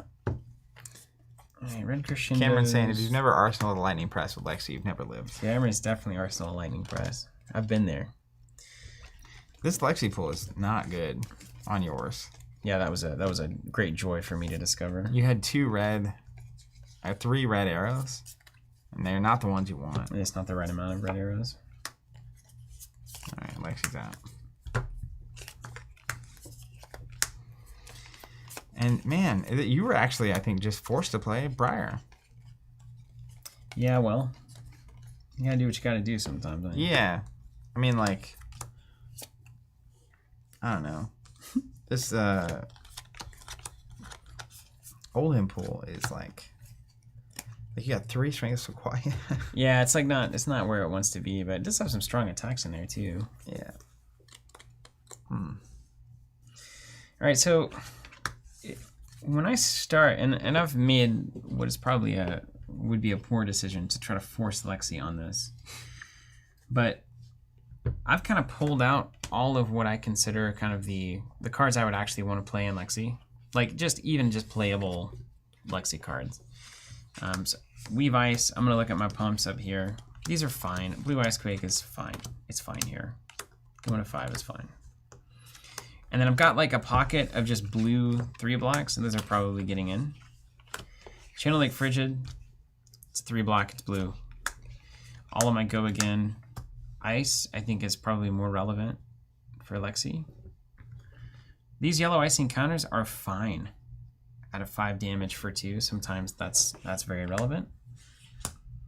But I want to actually just survey the landscape and say, what are my playable cards? Hopefully I have more than 30, and then I'm going to cut from there. So let me put these guys in my... Yeah, that's exactly what I'm doing at this moment. So I've got... Did you play the Yellow Shock Striker? I did. I think I wanted the Lightning Surge, if I remember or the Lightning Fuse, if I remember correctly. Or it was like my last card that I added. I can't remember.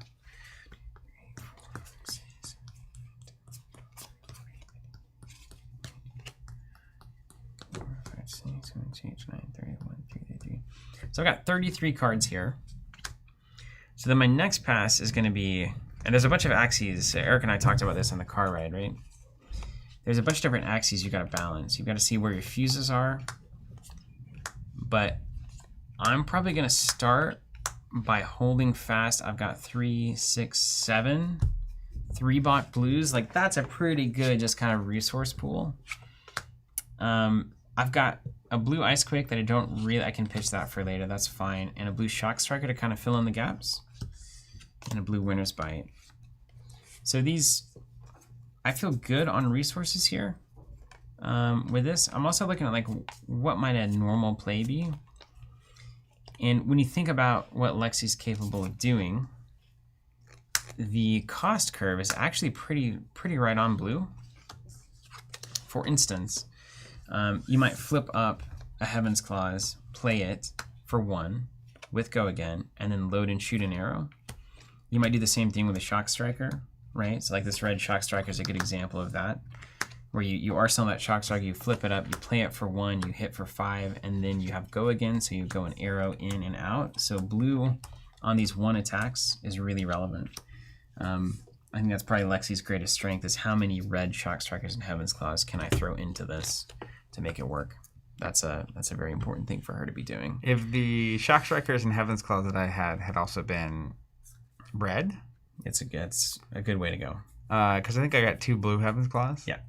It's like, that was such a bummer to see, actually. Because I saw the 3 overflexes, and I was like, in the Weave Ice, and the Ice Quake, and it's like, okay, there's some like interesting things here. I could play blue overflex, but I will not. Were you running these 2 cards? Don't like it at all. Good question. I don't remember. I feel like wherever I was, the card quality was so high that like I didn't lean on these. I don't think I play Blue Lightning Surge. It's fine. It's probably hardly ever play this card. It's like, that's not the card I'm on Arsenal. No. You don't really want to be doing that. Even Entwined Lightning is suspect. So where do my cuts come from here? I want to have probably like 8-ish good arrows. 3, 4, 5, 6, 7, 8. 8 good arrow attacks. 9, 10. On this red Shock Striker, that gets me to 10. I'm gonna go 11. That yellow Ball Lightning's very playable. Let's go a red Lightning Surge as well. We're definitely playing red Electrify. I'm gonna lean. I would lean off of Winter's Bite red, because you're achieving whatever effect you want. It doesn't really matter if they're actually discarding or pitching. Like, you really aren't playing a long game with Lexi, so like. Winter's Bite of any color just says they're -1 card. Now, red Winter's Bite is nice with the double Chilling Ice Fiend because they can't pitch a blue and cover both. So that's worth considering. So like, I would come down here and just be like, I don't know, like these are probably the cards I question the most. Yellow Icy Encounter, you gotta watch it though.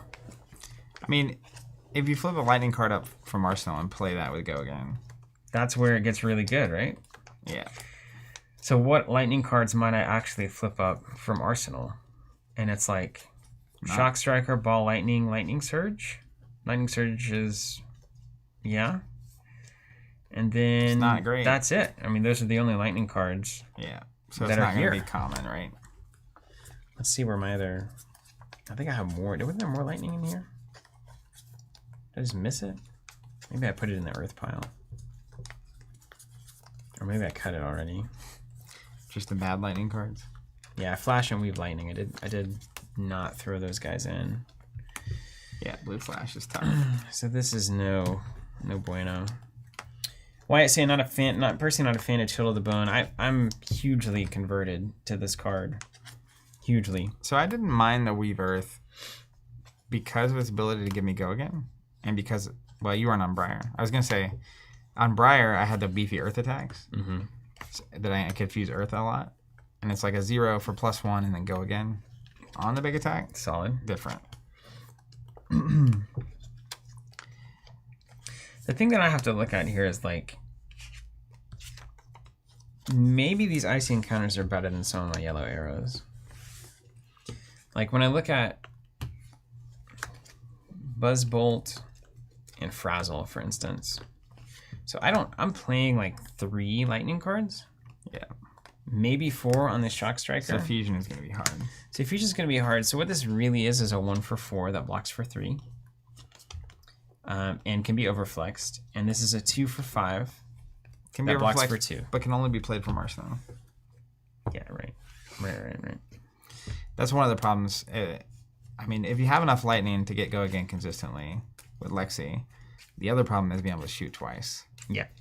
So if you're on the lightning path, I think you need to have a lot of those basic attacks, but you don't seem that heavy on the lightning here. So not that heavy on lightning, but I also am pulling in 2 more Ice Fusion cards from my Ice Veins. Mm-hmm.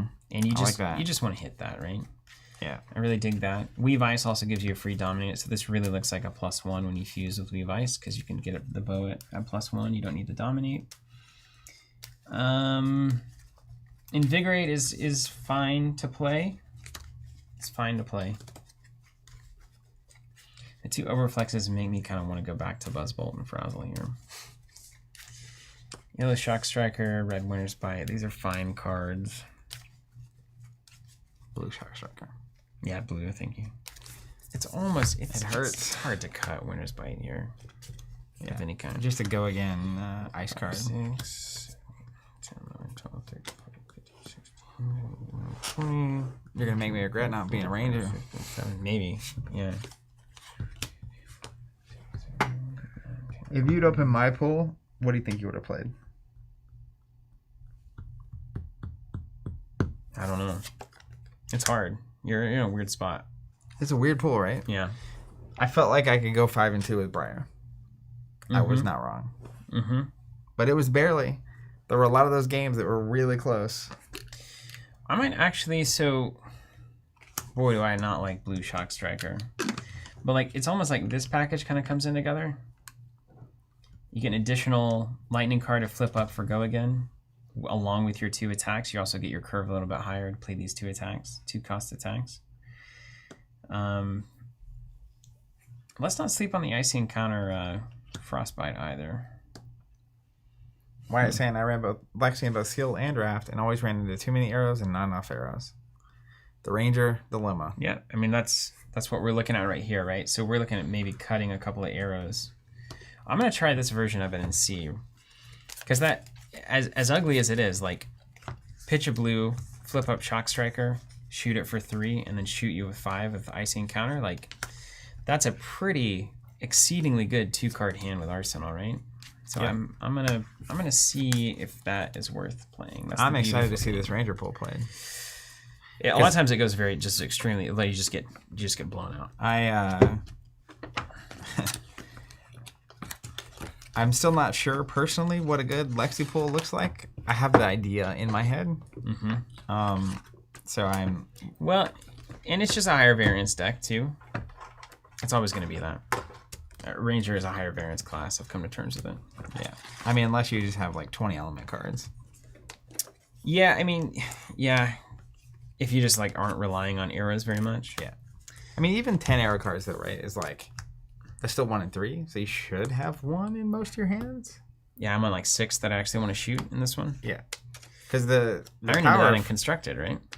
Yeah, the power of her to me, except in Constructed, you have a lot more filtering. Is what's up, David? Kind of the on tap ice tokens and Go Again. Yeah. Like obviously Briar has to play 2 non-attacks before she gets her free Go Again. This is literally just a certain Arsenal card happening. Mm-hmm. And then Oldhim either has to have his hammer or certain hit effects to give you frost tokens. Yeah. So like she's more reliable there. Good. She's more reliable on the frostbite for sure. But the problem with both of those things is that they only sometimes matter. So like even Go Again, the only matters if you either have Voltaire or you have a lot of elemental attacks.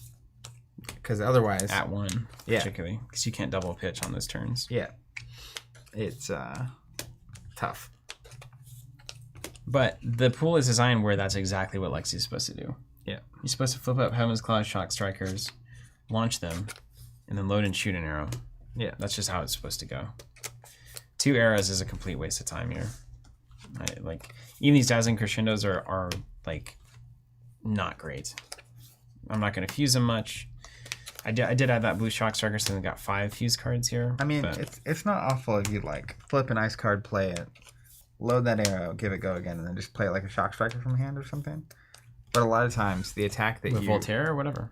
No, so like you flip an ice card, shoot it, then you load the Go Again arrow. It's only Go Again if it's fused. So that's the big problem with Dazzling, right? Yeah. It's like, if I only have 5 lightning cards, this is really a 0 for 4. Yeah. No, that's correct. It will happen sometimes. We'll try to make it happen. We'll try to make it work. But yeah, let's try it out. Let's see what happens. Let's use these fancy new boards, man. That's right. So we've got some promo resources. Let's just use these guys today. All right. Oh, these are going out with our unlimited subscriptions. You still have a chance to get on that. We've started the processing as of today. But anything that comes in before like tonight, tomorrow morning, we will go ahead and process. If you're looking to pick up some of these are ARIA promo resources. They got a really awesome. It's really awesome in person. They look really Everyone I've showed this to in person, I'm like, oh my gosh. The sparkles are nice. It's like a red, gold, sparkly metallic fill with the purple acrylic there. It's kind of themed after, you know, the Arya themes that we found. And you can grab one per booster box in the subscription. So if you're already a subscriber, those are coming to you for free. Thank you for being a subscriber. And if you are not, then you can go ahead and subscribe. You'll get some Tales of Arya Unlimited. You can have these kinds of experiences that Zach and I are having on the stream whenever you want. And you can also get some sweet promos.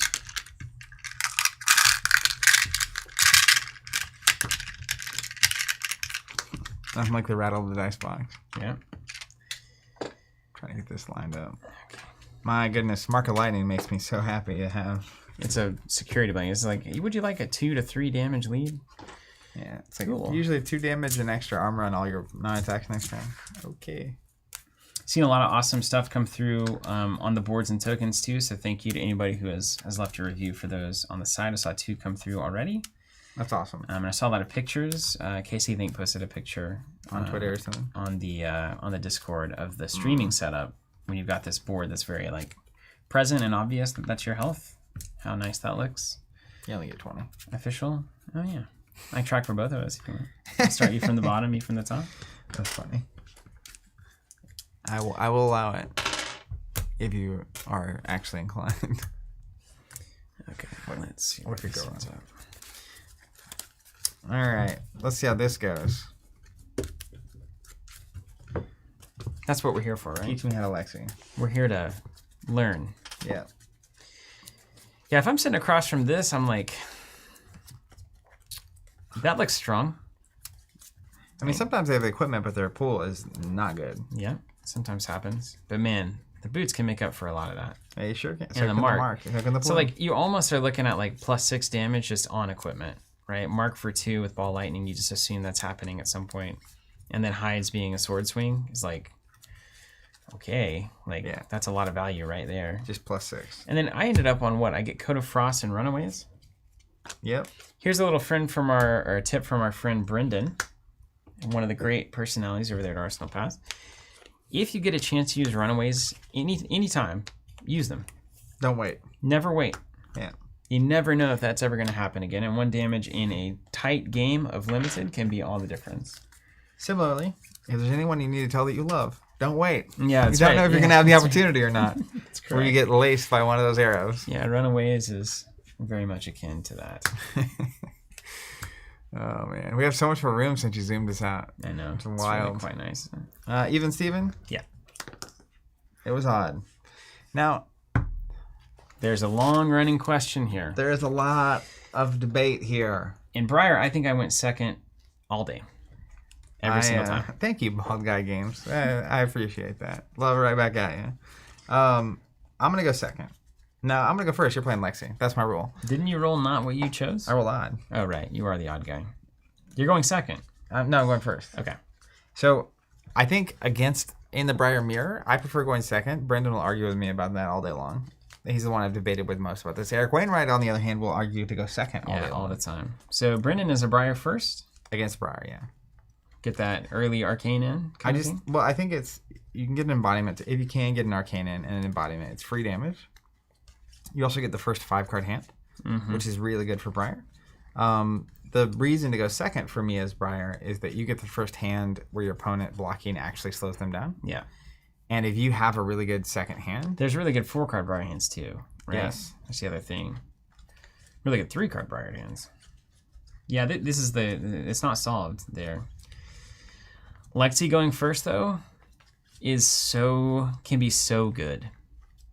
It can be so good. If it's overflex, swing for 9, dominate, it's just so good. If she's going first. Yeah. Yeah. Like, devastatingly good. Yeah. And sometimes it's like a frost token somehow as well. You can do a little blizzard bolt sometimes. You can ice quake it, whatever it is. But I'll go first. And we'll just see. See if Brendan's right. This will decide it.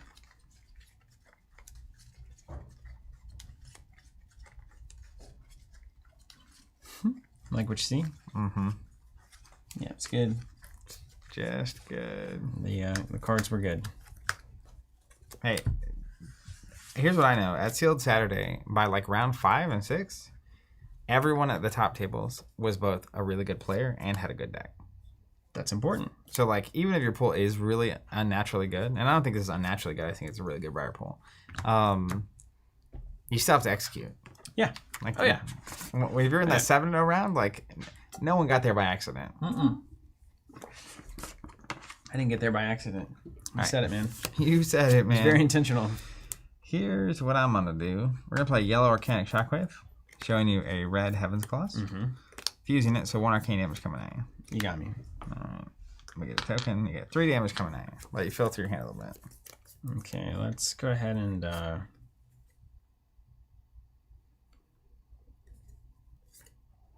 let's block 3. Okay.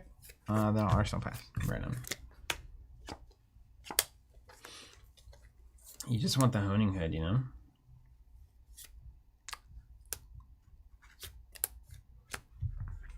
You just want the Honing Hood. You do just want the Honing Hood. Now, here's the interesting thing. So, like, I need to get all these tokens and whatnot. So what you can do here, like, and this is, it's a really relevant question. I actually have an answer to it probably right now. Do you have any tokens? What kind of tokens? I don't know if I saved, like, the bow and Lexi and stuff. These things? No, these. The token cards. Oh, yeah, right here. You got those? We just need a pile of them, right? Boom. Nailed it. Got them all. You got them all. So, at the end of Zach's first turn, I can activate Shiver, go ahead and get an arrow in the arsenal. What that does is that gives me an additional draw on the upside, but I lose a damage or dominate. Now, if you have one of the 0 for 4 that fuses lightning with Go Again, and you also already have a lightning card in hand, that's really appealing. Yeah. So, before I draw this, and don't worry, it would not have impacted my turn. I'm going to make this decision, right? So, like, this hand could put a blue Blizzard Bolt in. Now, what I know is that I've got a Weave Ice that I could potentially play. And then I can pitch this Heaven's Earth. So I could Weave Ice, Blizzard Bolt in.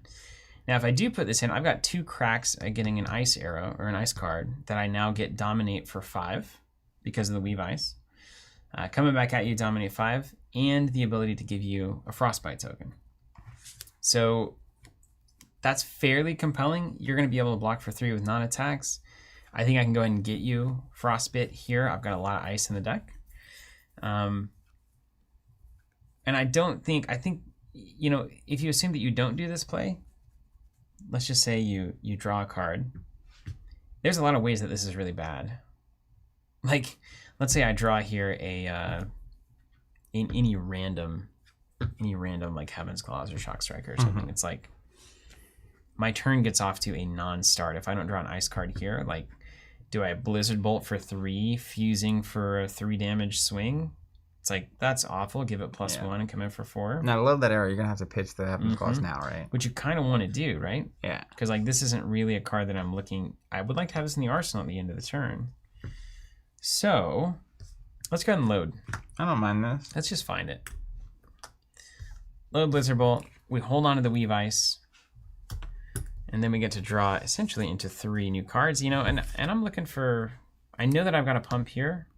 I just drew an ice card and another ice card and a blue Shock Striker. So we're in a good place here. This is good to see. So we can actually threaten a lot here. And this is why I think Chill to the Bone is potentially a very good card here. So we're going to do a Weave Ice, Chill to the Bone, pitch, Blizzard Bolt, fuse. Wow. So this is now coming in for 5, and if it hits, you get 3 Frostbite tokens. Seems good. Yeah. So it's hard to block, right? I mean, you could have the so Summerwood Shelter or whatever, but coming into your first real turn, giving you -1 card at the minimum is going to be a really strong play here. Well, I think the real alternatives are like either I'm have a very weak turn or I block. It does have Dominate. Yeah. But like if I block with 1 card, I'm not doing anything. Right. Because 3 is enough to make it not a doable situation. That's the right amount, right? That's a really good amount. All right, let me think about it. And then if you're looking like, if you're worried, Code of Frost is a really important card. Easy to forget about. If you're about to have a weaker than average turn, or if you think that if they don't send anything back at you, you can actually end the game, then popping Code of Frost on this kind of a turn, giving them 4 threatened is super good. Otherwise, like this can get you out of like kind of a bad cycle. Yeah. I'm gonna block for 3. Okay. Take 2.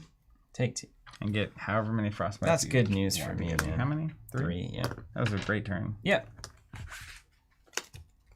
And I'm gonna do. And this Polar Blast is going to Arsenal, so my next attack probably has Dominate, and you'll come in with a Frostbite. I will come in with a Frostbite. So I'm gonna do what you do in this scenario, which is Dougie. Let Lexi be Lexi. I'll pass. He's clear, and I'll draw my 1 card. Over to you. Okay.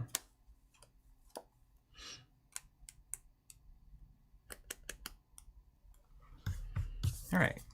Let's Lexi a Polar Blast here and give you a Frostbite.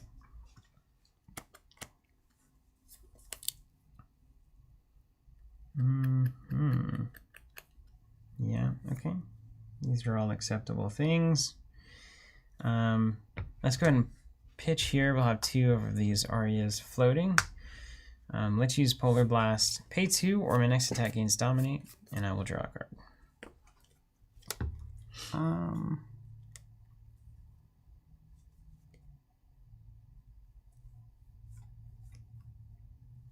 I will not pay 2. Okay.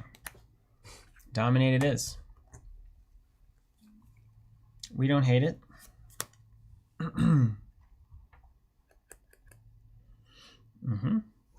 Okay. Okay. Here we go. Let's go ahead and Ball Lightning Yellow.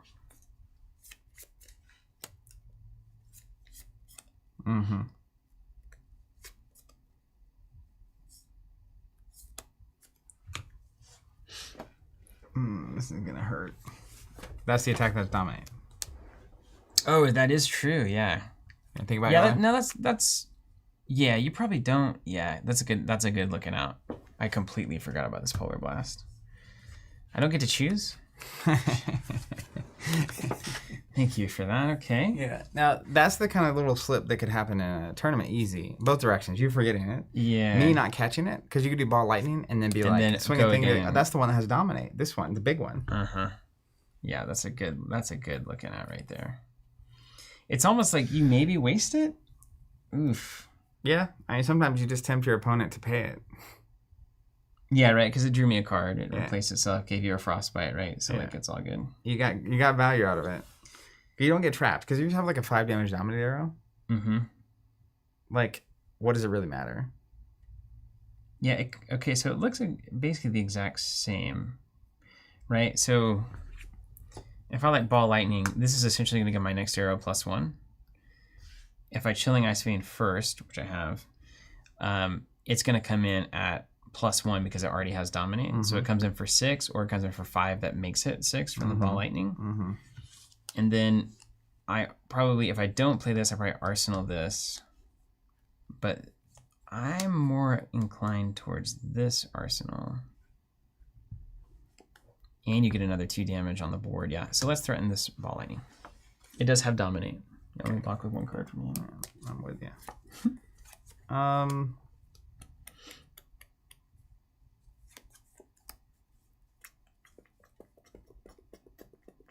This card it always is a bummer.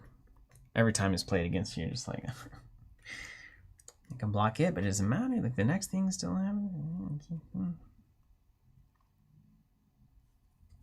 I think I've got to make you prove it. I won't block. Take 3. All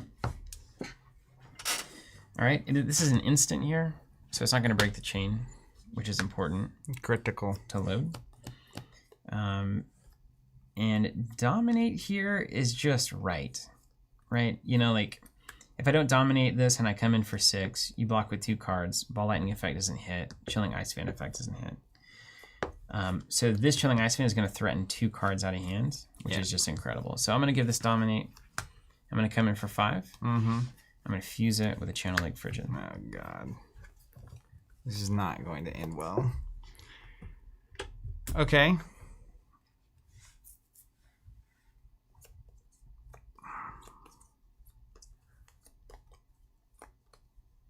And then that's going to make me either pay 1 or discard a card. It's going to happen twice because of ball lightning. Isn't that just +1? Yeah. Is that right? Yeah, it's not separate. If you had like... What's the separate? Marker lightning is what I'm thinking of. Yeah. Yeah, or like electrify. Yeah. Deals damage separately. Yeah. All right, so... That'd be cool, though. If I block here... Long weekend. Yeah, take 3. Lose a card. Pay 1. For that. Jeez. You just... Block 3. Okay. You take 3 and then pay 1. Or discard a card. Yeah. I'm actually going to... lose a red Weaver. Oh, it's so much winning. Oh my god. I had a gangster turn last turn if you just don't destroy me. Basically, in my mind, oh my gosh, I'm either putting this on the bottom, which I'm hoping we don't get to that point, or I can always grab it with Plume. That's fair. If I have the right turn. That's absolutely right. For it. Right decision with Plume. Yeah. Yeah. And a red Vela Flash. What's up? Yeah. Well, you gotta do what you gotta do. I gotta send something at you. Get ready for no block McGee over here. That's totally fine. I'll pay 1 for an Arcanic Shockwave. No fuse? No fuse.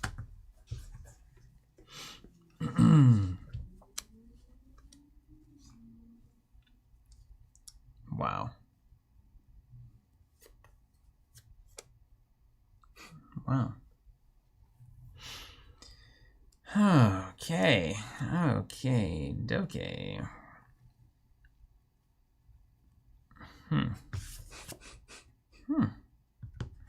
There's some scrappy ball games we're playing here. I know that Channel Lake Fridge is coming right down my piper.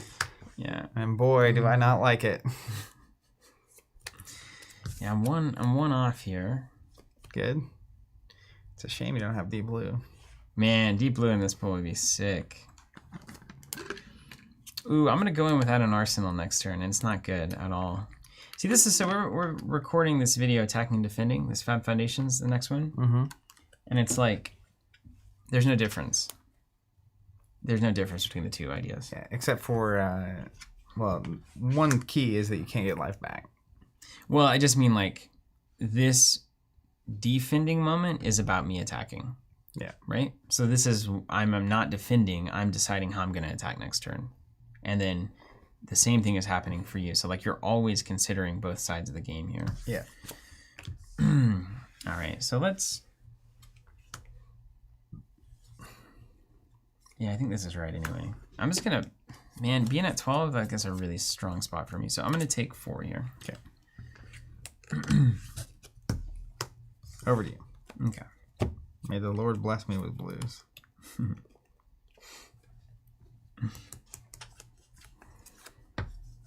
right, so let's use Lexi here. Flip up Channel Lake Frigid. Give you a Frostbite token. We back. That's great to hear, Evan saying. Really looking forward to the next Fab Foundations video. If you missed that, we posted a video last week. Yeah. A series we're doing called Fab Foundations, just kind of breaking down the fundamentals as we see it. It's a funny hand. This is why Channel Lake is like, I'm so iffy on it. It's just like, it's doing 1 Frostbite and then it's wasting my time. Playing Channel Lake, don't have any ice cards, so like it's just going to go away. But hey, you can't defense react. That's for something. It is. Then we'll do Entwine Lightning. Actually, worth something here. Show me a lightning card, so it gains go again 4.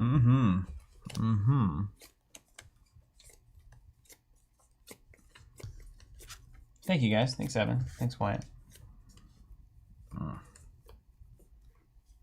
That is unfortunate. Wooly? Block 2. Take 2. Oof. Okay, so if you're on block 2s here, oh, there's something you really want to do. And I'm going to come in with no arsenal. Let's talk about that for a second. What signals are you reading there? And why does it matter that you're not going to have an arsenal on that turn? Wow, good question. Like, you're seeing something deeper there that I don't think gets talked about a lot. Yeah, so for me, so you just took 2, which tells me you have a garbage blocking hit. There's one of two things that's happening here.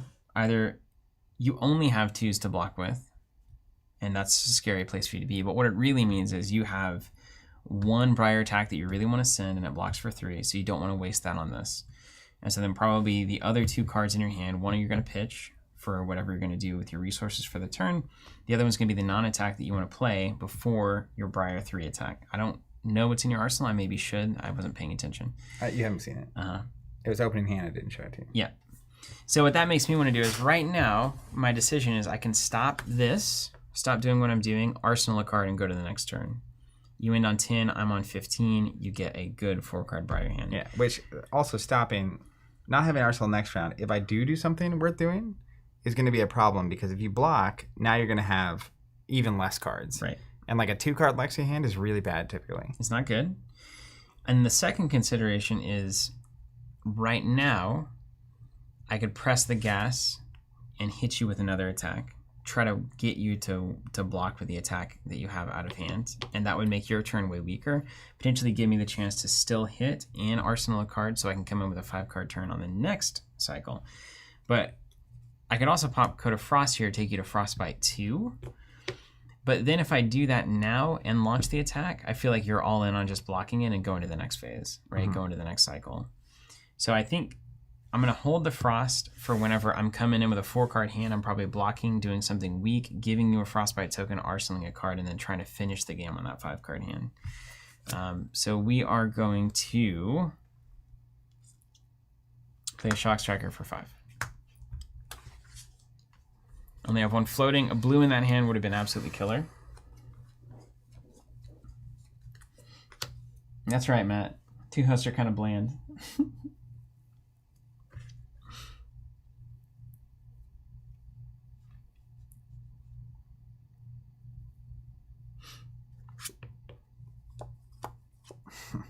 Not good. Right? I'm going to take 5.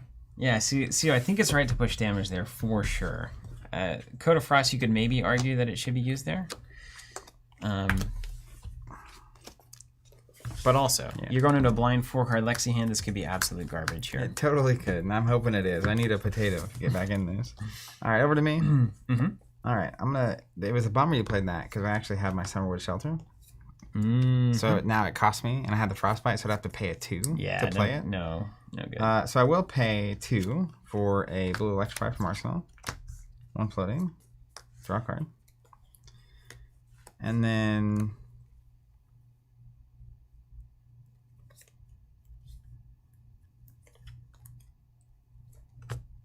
this is no good.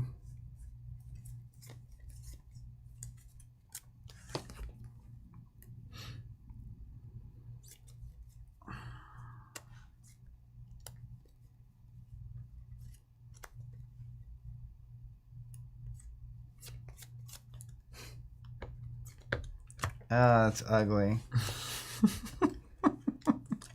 So ugly. Not enough, man. Alright, we'll send it anyway. Send it, man. Send it. Oh, this is horrible. I guess I could do that. Electrify is a problem here. Alright, Red Earthlore. Yikes. Good turn, though, hey? Blue Vela. I'm a resource short, right? Yeah. So if I could also swing the sword here, that'd be really good. Anyways, it's coming in for 8. With a bonus damage. 8, go again. But you don't have the money for the sword. That is absolutely devastating. Yeah. Yeah. Hits for 10. Very impressive.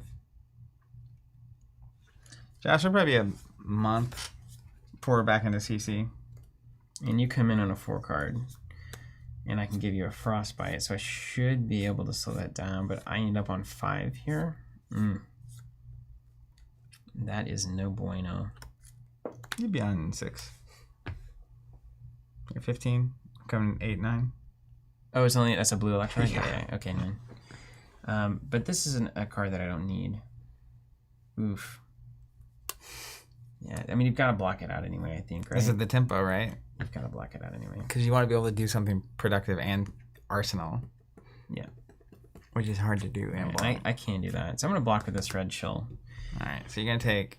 What is this, 6, 8, 9, 8, 7? Yeah, and I get 2 of these bad boys, which is really why we're here. Yeah. Yep.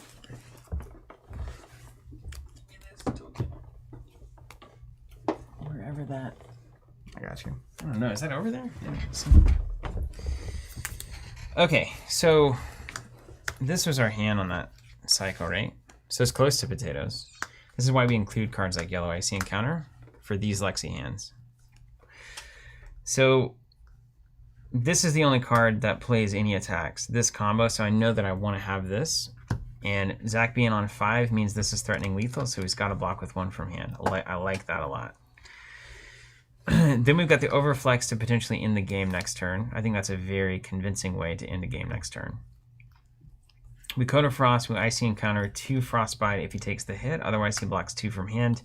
2 card Briar Hand Blind off of 4 cards drawn is probably not terribly threatening, so we're fine with that. Overflex goes to Arsenal. You could make an argument for keeping this. You could try to apply 5 Frostbite tokens in a turn and just shut it down. What this card I think really does is just forces 2 cards out of your hand next turn. But I think I'm going to be doing that anyway. Like, I think you're probably going to cover this up anyway. If you don't, 2 Frostbites, if you can make it work, congratulations. So that's why you block 2 with the Chill to the Bone. That also gives you some breathing room against Briar. Because you want to, on this Overflex and Arsenal, you want to be able to potentially take 5 to 6 this next turn and send back the final arrow. Particularly if you can, like, get in a turn where you don't have to block and Marker Lightning just doesn't get used. That's something that I'm exceedingly into. And I may have missed a Runaways trigger at some point in this game, but I don't think I did. I haven't ever attacked. I've been watching for it, right? You've been on top of me since the first turn. So we're coming in with Icy Encounter, threatening lethal here. We got 1 floating. And before we do that, we're going to crack the Coda Frost. Okay. That's the right play there. So this is really kind of awkward, right? If you block with 1 card, probably take 2, go to 3. That's now in Dominate Overflex range. And you also take an additional Frostbite. So then what can you do with a 3-card hand that costs 2 extra? That's a really good question. And there's no go again? No go again, no.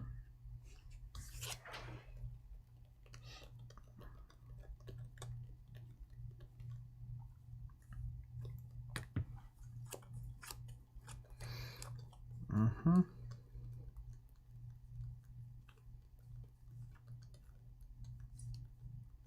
And Athena, I agree, man. Limited. If you just there's such an enticement to deck building and constructed and whatnot. It's you can obsess over, and I've been there many times, and am still the current deck that I'm working on. But the gameplay of Limited is just so fundamentally good, fundamentally strong. I think you should at least play hard into both, like. And Limited being popular and good is so good for this game. It's so good for any game. So good. If you're like, think about this. If you're a retailer, if you can sell boxes of a set and people have a great time with them and it doesn't matter if they need the cards for constructed or not, that is a game that's going to succeed at a retail level. Okay. I will block for 4, 6. You got it.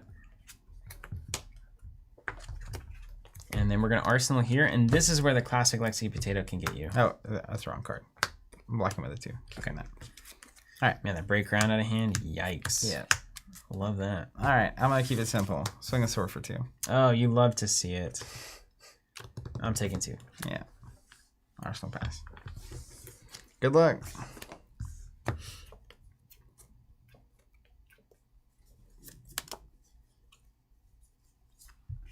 Blue. Overflex. Mm-hmm. Overflex. Load. Shoot. Dominate. What? For 13? Well, I thought I was being clever. I can block for 3, 6. I saved that card because I thought you were going to be at +4. You got me. And it's like, maybe I can, survive. So then you win. Let's try that again. Yeah. That was gross. I feel like I was never even playing the game. Yeah, I mean, You shut me out like 3 turns in a row. That's... Lexi's just... it's just different. It's harder. And I think you will have games with this exact deck that will just lose. That's what I want to see. Yeah, it'll happen. That felt bad from the start. The first turn, if you give me, I think, 2 Frostbites, I had a Electrify, Weave Earth, Arcanic Shockwave with Go again, swing the sword. It's so much. It's crazy. You're always on the precipice of Briar just cracking it open. That's why I'm a huge fan of Chill of the Bone. I think it's probably the best out of Arsenal. I mean, Winter's Bite is... It just shuts their turn down. It's hard to argue with. But a lot of times Winter's Bite also conflicts with Chilling Ice Vein in your builds. Like, they'll pitch forward and then the Ice Vein won't get its discard. So I don't like stacking those effects, but... Alright, and then I'll pull my Coat of Frost out. But, like, simple things, like, early when I was building Lexi, I would never have included Yellow Icy Encounter. And that was a critically important include for us there. Critically important. Okay. So was going first correct or not? I mean, that's well, the question, in that right? specific scenario, it was not. Yeah. Because you didn't have your overflexes early, but you had the other. But I've seen it go both ways. I think you hit me on a game on stream last week, which was you got me for 8 on the first round. For 8 dominating on the first, yeah. You can definitely do that. Even or odd? Even, yeah. It's odd. It's all you, man. I'm going to go first. All right. I just refuse. It's a good decision for you this time. We got 7 dominate if you don't go first. Yep. That's what I'm saying. That's what I'm saying, man. Yeah, I like this. Yellow Flash. One or greater gets Go Again. Then we'll pitch and do a red Vela with Go Again. Floating 2. That's so good, man. So good. And I gotta block the sword, too. Yeah. Welcome to London, fam. Okay. I'm not willing. I'm gonna gamble here. I'm gambling on the slots here. I'm gonna block for 5 there. Swing sword. All right, now this is a good. So I'm gonna runaways immediately. I'm over it. Don't you have to have taken damage? Oh, I have to have taken, right? Not presented, yeah. Only if I've been dealt damage. I just play these so rarely. It's like I thought I finally had the moment. Now I can't do it in response to. That's right. You can take the arcane and do it, but you're gonna block anyway. So. Well, so this is interesting, right? So overflex bolt. So you can block with the bolt, and fetch a better arrow and hopefully another blue. Hopefully you get an arrow. An arrow at all. Or you block with the overflex, which is one of your key kind of win cons here, and carry a blue blizzard bolt, which nobody wants. I mean, this card is not what you want. So that's what I mean by some things you have to hit the slot machine. So I'll take 2 arcane and then take the 2. Then I'll block the Arsenal 2. pass to you. And let's see what happens here. Terrifying. Terrifying stuff. Man, dude, I'm just hitting some gas on these turns, man. Let's go.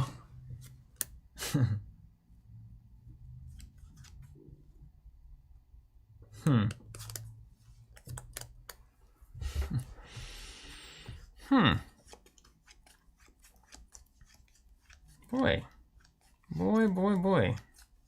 Okay, we gotta play it cool here. I will say in the Pro Quest I played against 2 Lexis. One was heavy ice, one was heavy lightning. Fascinating. The lightning one was using Death Dealer. And the thing that lets you use your ability twice. Yeah, snapshot. So you'd pitch a blue. You just draw cards. And it was just cruising. And then, 3 of a kind. And they were just cruising on some stuff. that snapshot isn't the generic Ranger arrow is like so upsetting because like Azalea could really have used that. It's so upsetting, dude. All right, well, we'll keep it simple, I suppose. Given that I'm not going to threaten a hit effect here, right? So I'm going to be coming in for 8. Maybe 9. I think I'll probably come in for 9 here. And I know I've got Electrify going in, so I want to go ahead and get on top of this right now. So let's go Frostbite. Okay. And then I'm going to play Overflex. And then I'm going to pitch there. I'm going to load Dazzling. Now, this is a real question, right? I'm coming for 9 without Dominate, 8 with Dominate. There's no hit effect. There's just no reason. I'm just going to do 9. Okay. Let's You could, you could make them take 6 damage here, right? But I think it's probably you take 3 and block 2, so it's 3 less damage, but your return is just so bad at that point. So I think you may be on block with 1 card anyway, because you got the Frostbite token, you got your full equipment suite, you got an Arsenal card. It's like this is when you want to like go dads. So my assumption is the Dominate would actually have done nothing here, and we'll see if that's true.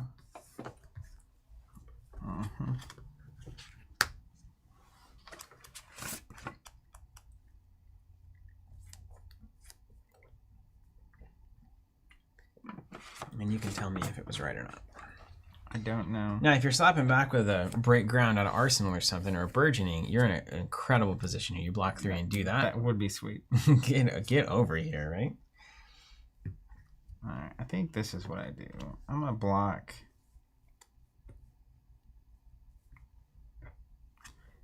3. Go to reactions. Yeah. I have to pay for that now. Hold on. Son of a gun. But it'll be gone on my turn. It'll be gone on my turn. It'll be gone on your turn if you pay it now. Yeah. Yeah, that's fine. I'll block 3 and then we'll go to reactions. Yeah, you're good. I'll be yellow sigil. You got me. Get rid of this garbage. So you end up covering up 6 of 9? Take 3. Right. You take 3. So what's funny is if I dominate there, I just lose 1 damage. It's like, okay. That's definitely the right call. Oh, yeah. Yeah. That's correct. I think most of the time the +1 gets you more. Yeah, I saw a lot of Lexies and played a lot of Lexies in in the draft when we were doing the draft practice, and it's like, and just looking around and kind of seeing. I watched some tables and whatnot. It's like the amount of dominate that was unnecessary from Lexi in that tournament was high. Very high. It's like, oh, lost by 1. It's like, well, we're just gonna break ground for 7. You called it. Oh, baby. Whew. The heat here. Now, I'm on some interesting stuff here. Wow. Okay. Okay, so let's look at what that looks like. Wow. Wow, dude. Okay. Oh, we take 7 here. Yikes. You know, Electrify is one of those. It's one of those troubling cards because you just don't know where you're gonna draw, right? That's what happened to me earlier. It could just crack it open, or it could be absolute garbage. Potato sandwich. It could be one fat potato sandwich. That's right. Yeah, that bread is made of potatoes.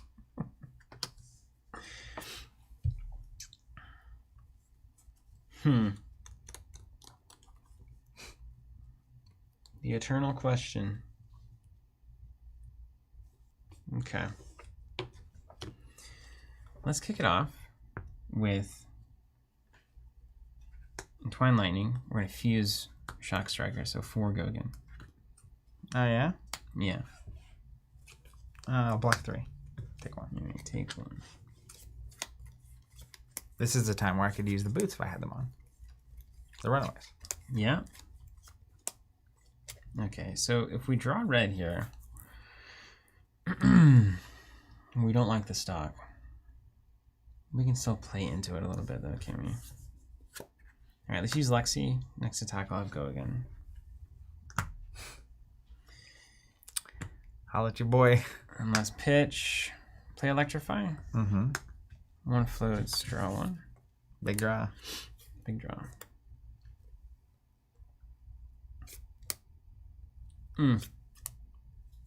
I agree, Clinton. Saying he thinks a lot of Lexi dominate too much. That's what we were getting at earlier. It's true. Dang. Oh man, it's so close. These are the sounds I'm used to hearing out of Lexi players. One away. Oh my gosh, what a turn that would have been. Oh, devastation. We like resource short or something? Mm-hmm. Yeah. Mm-hmm. I'm just happy you didn't give me another frost token. My goodness. Mm-hmm. We're fine.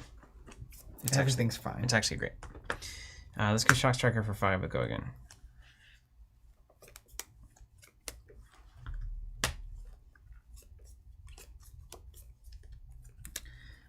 Block for 3? Okay. Take 2? Yep. Actually, no, it's way more than that, right? But that, plus that 2. carries over. Yeah, it'll carry over. Yeah. It's coming either way, you know? Take 4. Yeah.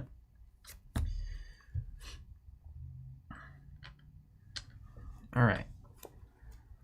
And then we'll go yellow, Ice Vein in and out, no fuse at 6.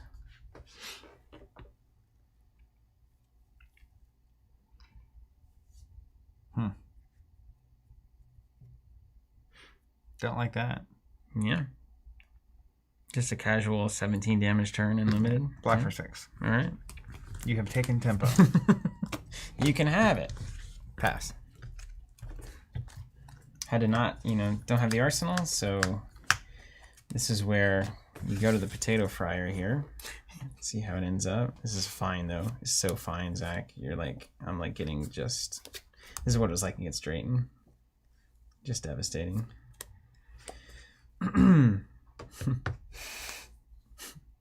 Why me, Lord? Okay, so how do we want to run this, though? You just see that there's good options, don't you?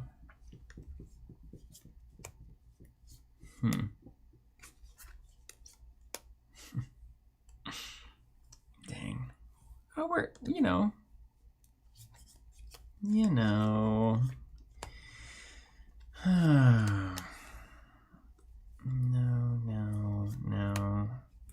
You just can't capitalize on the 4 card and drive you crazy. With Lexi? You could do it, is the thing. It's the only thing you get to do. You could do it, it just still isn't very good.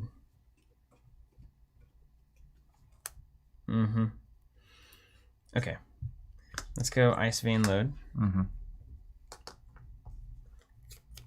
And then we'll give it...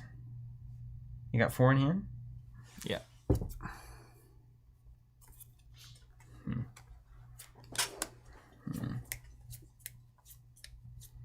Yeah, it's the same, right? So let's dominate it. And then we'll come in for 5 fused. Hit, you discard or pay. And it's got dominate. It's got dominate, yeah. Take 5. Yeah. Pay. Pay, yeah. Pay him. Pay that man his money. Pay him. He beats me. Straight up. Now, this is a great question for me.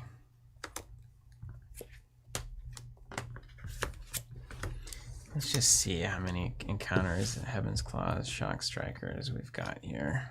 Got 1 going down. We've pitched 1.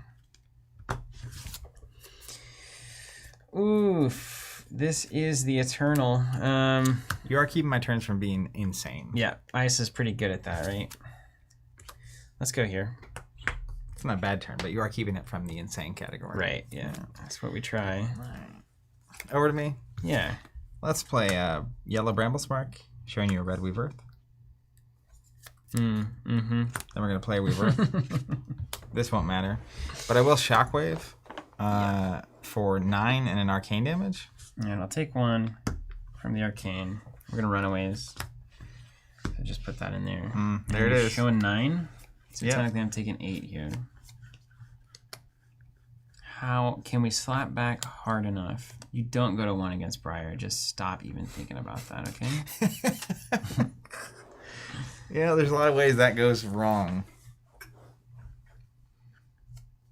Oh, you're so bad hand. Why are you here? Oh man, but it's funny how much this could be good. This is where things get interesting.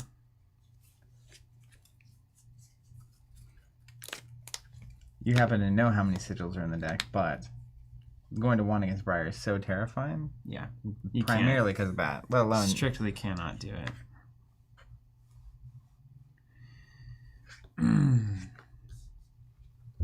Okay. Let's just assume that this happens, and then that happens. That would be very, very bad. Carlos, you guys rolling up from Texas for the skirmish on the 20th? Maybe you should bring Jim. It's draft. We can get him in. Tell him the first round's on me. Shield of the Bone. And then we go Surge 4. Oh, it's so bad. You're gonna have a 4-card hand. You're not gonna draw your good cards for sure. Absolutely. Just not gonna hit them. Oh, you got the Mark of Lightning. What? Yeah. How many? What Earth cards you got in there? Any weaves? You're about to have another Weave Earth in there. Oh my gosh. Weave this Earth, deck is oppressive. Autumn's Touch, etc. Okay, we need to start thinking about how you're gonna win. We're gonna Hail Mary here. Yeah. Okay. So we've got Surge, Bolt. Why do you think you need a Hail Mary? There's no. I mean, you can just cover it up, right? Pitch the whole hand. Could I cover it up and pitch the whole hand? You could. Yes. You're not going to. No. I could pitch the whole hand for sure, right? And then your next turn is like 1,000% plume into Weave Earth, plus into whatever I'm 3 doing. cards you can figure out to do. So like, let's say I block.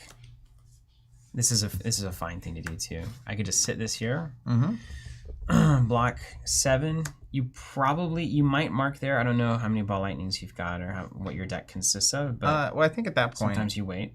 If you're that many cards deep, 7. A lot of times I'll just mark a Lightning to get the embodiment. Exactly. But I don't really need it if you have a 2-card You don't need hand. it now. Yeah. But you got to look at where I would end up, right? So I technically block 8 of 9, which is just like you're stupid. It's like, oh, an embodiment token. So then you get a second embodiment. That means you're blocking this Lightning Surge for 1 card, which is good. So alternatively, we could like pitch the Blizzard Bolt to play Polar Blast and draw and have 2 floating. If I draw into an arrow, Chill to the Bone, Weave Ice, arrow out with Dominate at +1, probably coming in for 8 with Dominate, Chill to the Bone giving 3 Frostbites, +1 for the Polar Flip. You're coming in with 4. I can actually shut that turn down. Now, the only problem with that is if you take all the way down to like 1 or 2 health here, right? I don't need much to finish that. I don't know much. That's where, if that's happening, then I block here, right? I block with 2 here. I cover up, I take 6, and then I still have some play. I still go to 3. So like Arcanic Shockwave, go again into X. But if all goes according to plan, you have 4 Frostbite tokens. So like the likelihood of that happening is very low. Now what you could also do though is when I block with Surge, that's when you pop the mark, and then I go down to 2, and then all you have to do is find a way to swing the sword. So like if you like blue non-attack, we know you could get the Weave Earth anytime you want with another blue, and then just swing the sword, the game is over. So I think we're on the right track here of blocking 8, which is bad. Yeah. I'm taking 1. All right. And I'm not going to pop a mark. So bad. Not that kind of person. Oop. And then I've got a big decision here. We know we're going to send the Lightning Surge, so maybe that will prevent the non-attack play from you next turn. That'd be cool. We could flip up for a Frostbite token on this turn, and then also play the Lightning, and then leave it there. And I think that's probably the best thing for me to do, because the next time I play this card is going to have to be winning me the game.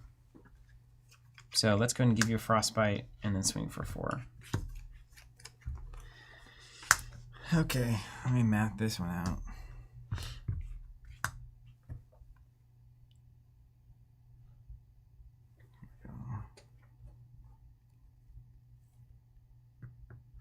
Cameron asking me if I've beaten Drayton before and Drayton beat Matt Rogers, does that mean that I've beaten Matt? I think that's exactly what that means. Yeah, 100%. Exactly.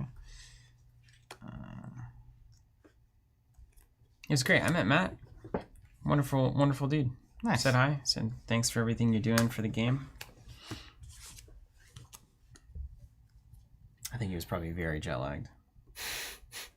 Can you imagine like rolling? I think he rolled in the day of, like flight arrived, like a 20 some odd. It was like crazy flight. That is crazy. Yeah, it was just like it's wild. I want to swing my sword. It's gonna cost me an extra. With that hand, I'm actually gonna look at this card because I'm about to see it. Yeah, if we had taken the Hail Mary, we suck. All right. Well. Gee willikers.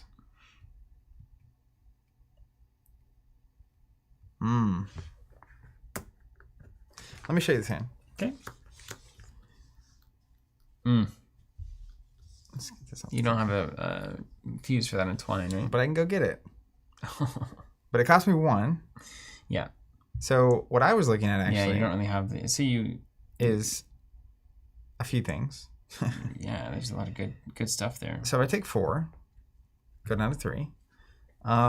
Then I basically have to pay 4 to go get whatever card I want if I choose to go that option. Something I don't mind is pay 4, get the Earth card. We Bramble Shockwave Swing. Do you have the money for that? No, you don't. I could Bramble Fuse Shockwave if I go get the Autumn's Touch blue actually. And it'd be 3 damage in Arcane, but then I can pop this to get Go again to swing the sword. That's one line. Yeah, it's definitely a great line. Another line is just go get the Weave Earth, Bramble Fuse, Weave Earth, Arcanic Shockwave, which comes in at 9 with an Arcane damage. So that's actually 3, 6, 7. That's less than the sword swing. If you weren't making me pay 1, this has Go again on that play. So then I also get a swing of the sword. Super good. Frostbite's important. And I feel like 11 with this is 12. And you're at 8. So I think I'm going to get you to block with at least 2 cards. Definitely. So that seems like the play. That's the way that I would take it, I think. But you getting me down to 3. Now, do you have... Let's see. If you pitch there and there, you come in for 5. It's just a little short, isn't it? Yeah. So the other thing I was looking at is like... Frostbite's annoying here. It is very annoying. So I could technically pay 4 here to go get an Earth card. And then I could pay... Here. The Autumn's Touch is the blue that all? I could get. So I could have 1 float in, pay 1 to Entwine Earth, and fuse it at 8. But that seems way worse than the sword swing. But you get Weave in your arsenal, right? What do you get in your arsenal at that point? How are you fusing it? Oh, yeah. I would get whatever I decided to get in my arsenal. So, like, if you're thinking about... you're thinking about the ultimate cycle, right? Your options are... I think you probably just pressuring arcane damage here is not the wrong thing to do. Because, like, you can win this game on the defensive at this point. Just by... You're going to be able to consistently threaten lethal... and then ping for 1 or 2 arcane over the next 2 hands, and I can't win that game. It's compelling, though, to do an Entwine 8.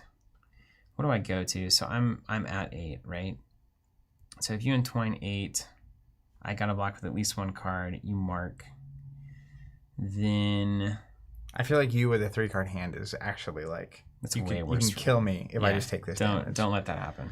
So don't let that happen. I think the play is take 4 and then ultimately swing for 12 at you. Just don't let off the gas. Yeah. At that point, because you're coming into 4 cards and it could be bad. That's gotta be my hope. Well, this is the card in my hand. Briar doesn't really have bad cards. So I took though. 4. I have the Frostbite still. Yeah, I mean, like when you draw your new hand, because you're going without Arsenal. Oh, yeah. So it could get weird. Yeah, definitely. I've been there. Can get weird. Okay, so I'm going to pay to Plume. Let's pay to Plume. And we're going to get the... no. This is actually a very fortunate hand for me. The Autumn's Touch. Then I'll Bramble Fusing. So good. And then I will Arcanic Shockwave for 6 and an arcane damage. And it does not have go again? Not currently. And what'd you get? You got the Autumn? Blue Autumn.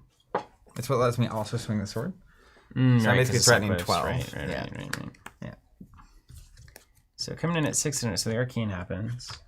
And then this isn't fused, right? So no arcane. I wish. And you're coming in for 6? Yep. Yeah, that's an easy block for me.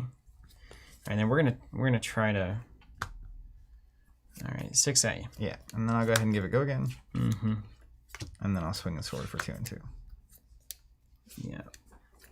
2 happens. Well, you don't really want to go down to 3 here. Did you want to mark this at all?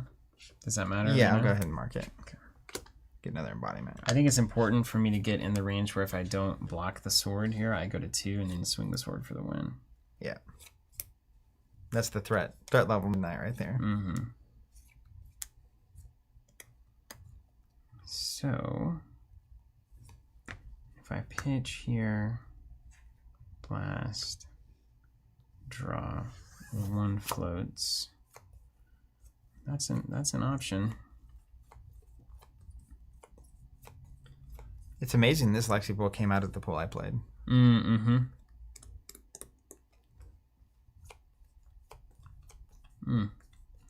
That top card is really important right now.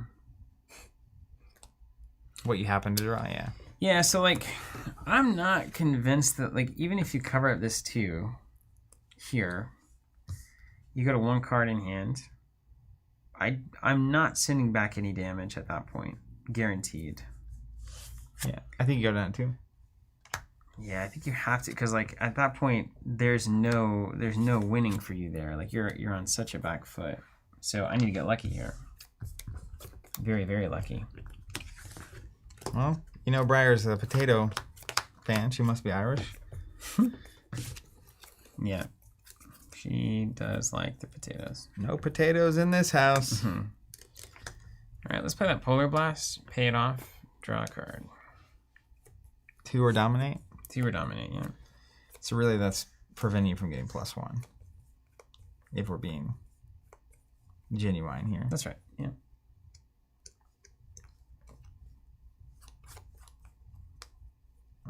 I don't like that. You don't want to accidentally lose the game either. I'm a big fan of that. I don't want to accidentally lose. I think that's... There's some really sneaky ways to just find my way into this one. Oh, yes.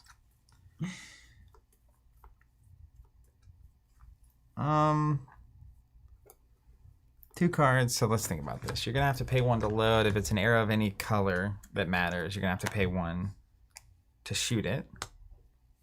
Crescendo, something you should be looking at. Any of these 0, like a Lightning Surge, will cost me nothing, so I've got 2 cards in hand. Like if it's Pump, Lightning Surge, Dominate at 7, with like a Weave X or a Weave Y, like that's maybe a problem. You've seen a Weave Ice. Yeah, I think 7 is the wrong number for me, because I can block for 4 with a 9 attack. So I think I pay it. You've seen it as shock, like a Dominated Shock Striker pumped here. Let's just not let this get weird. I think you're probably right there. I'll pay it. Okay. Clinton says he hears that Bones likes the triple sigil of suffering. Yeah, I've heard that too. That was a painful moment for Brendan. Weird decisions. All right. Winners buy it from hand. Discard or pay 3. Wow. Look at you go. Yeah.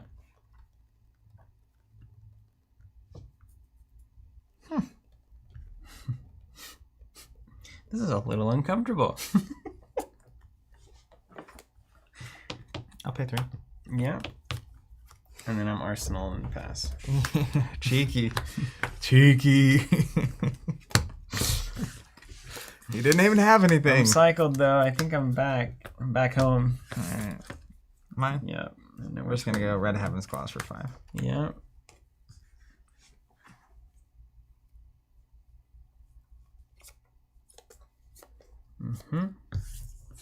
Let's see if there's winning here.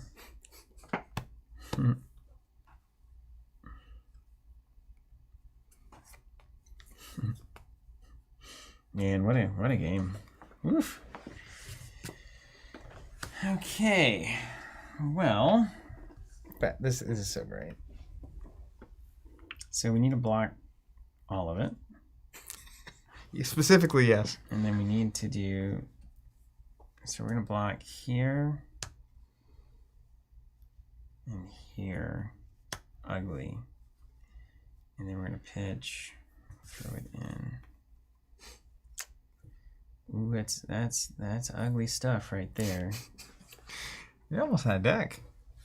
Actually, this is a sneakily interesting hand. Okay. So let's look at this. And then this could happen together. You're not going to let me have an extra card, are you? Never. Not if I can stop it. You're just not. It's not happening. So in that 5 that we have to block, it's got to be one of these 3 blocking cards. This gets played for sure. And we've got to play this out. Okay. So we're blocking for 6. All right. Covered her up. We hate it. Yeah, well, I'm just blind over here. This is a really, really funny wiggle here. Okay, I'm going to turn it up. Channel Lake.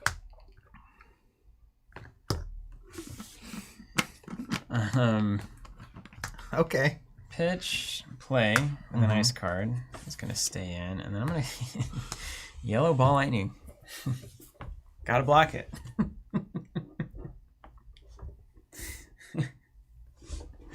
So funny. So if I swing the sword. We'll see if the train can get slowed down enough here with Lake Frostbite.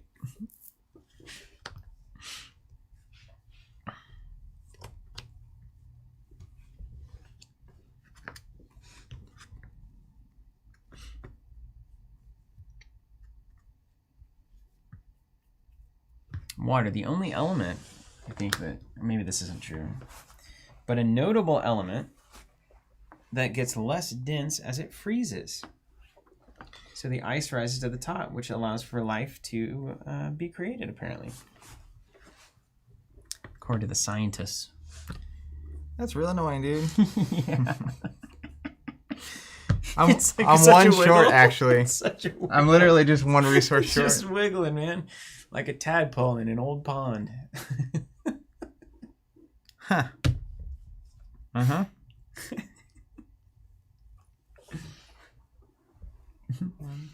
Ryan's saying I'm playing the IRS strategy here. Yeah. I happen to know the next cycle is not good for me. You always play that when I have the Sunward Shelter in my hand, by the way. Not that it matters here. But, like, I draw it and then you play that. I'm like, oh, no. Dude, you gotta slap that puppy in Arsenal. No, you're never losing this game. Yeah. Well, I'm just thinking about my life. Yeah, me on 6 cards. Slap that shelter down. Right into Arsenal and just win. You know, funny you mentioned that, Ryan. If only we had a great way to contain water and bring it with us. Important time to note.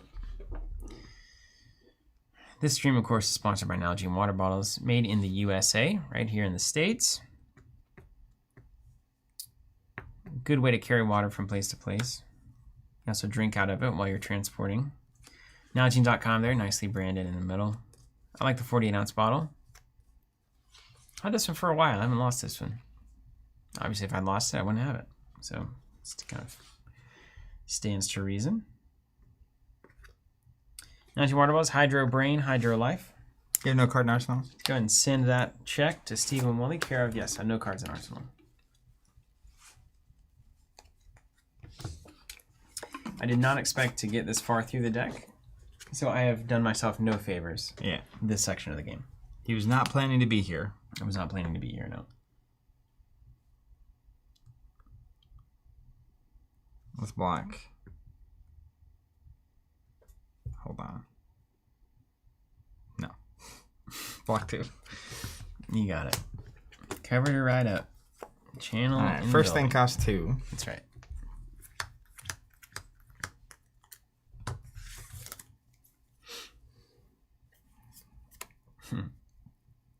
Let's go 2 here. Mm-hmm. Taking the riskier path. That's how I live. And I'm going to fuse it with a blue ball lightning. That's the only card in hand there. Yep. 3 coming at you. Okay. 3 coming at me.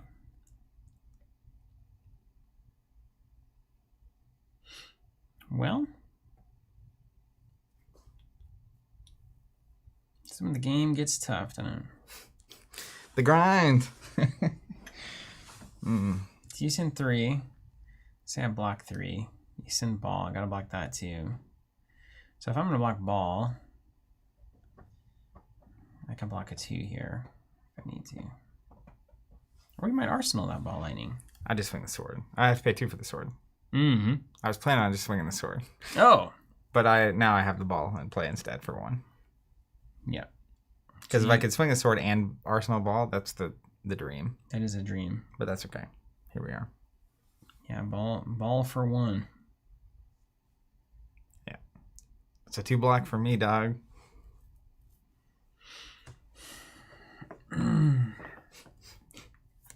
Deck's awfully thin over there. 3 cards? Okay. That's how I started feeling when I was playing against old him. It's like, wait a second. Oh, just a devastator here. I'm like, rolling like a crazy person unless you get 2 cards out of my hand here. Like a madman. You always got to get 2 out against Lexi. You gotta get 2. Yeah, because either they don't do anything and they get an arsenal, or they do something without any sort of hit effect, and I hope it's enough. Mm-hmm.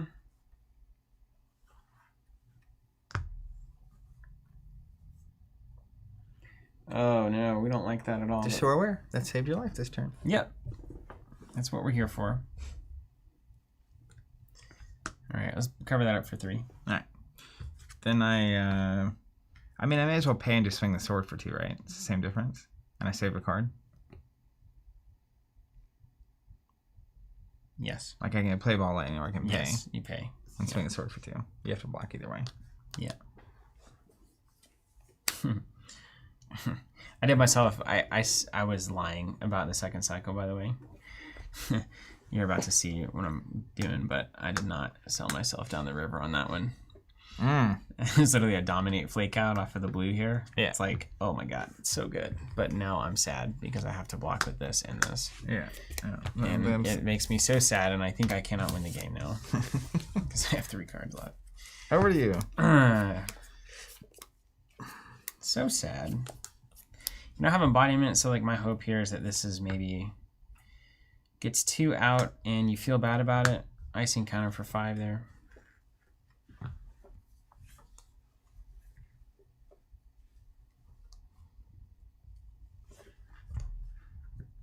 And then you're on a 4-card hand. 4-card hand. You know I've got a flake out for dominate. Yeah. I can't tell you how hard I would block this attack. Yeah. Yeah. No. We'd be blocking. I might block it for 9. Just you have no cards in hand. Just to say, like, you just know to what? really bury it. Yeah. No lightning press. No fun. I'm not even gonna give you a fake imaginary lightning press opportunity. Let's do this because I'm gonna force 2 cards out of your hand. I'm gonna block for 6. You got it. All right. This goes away. I believe. Here's the dream. Burgeoning for 5.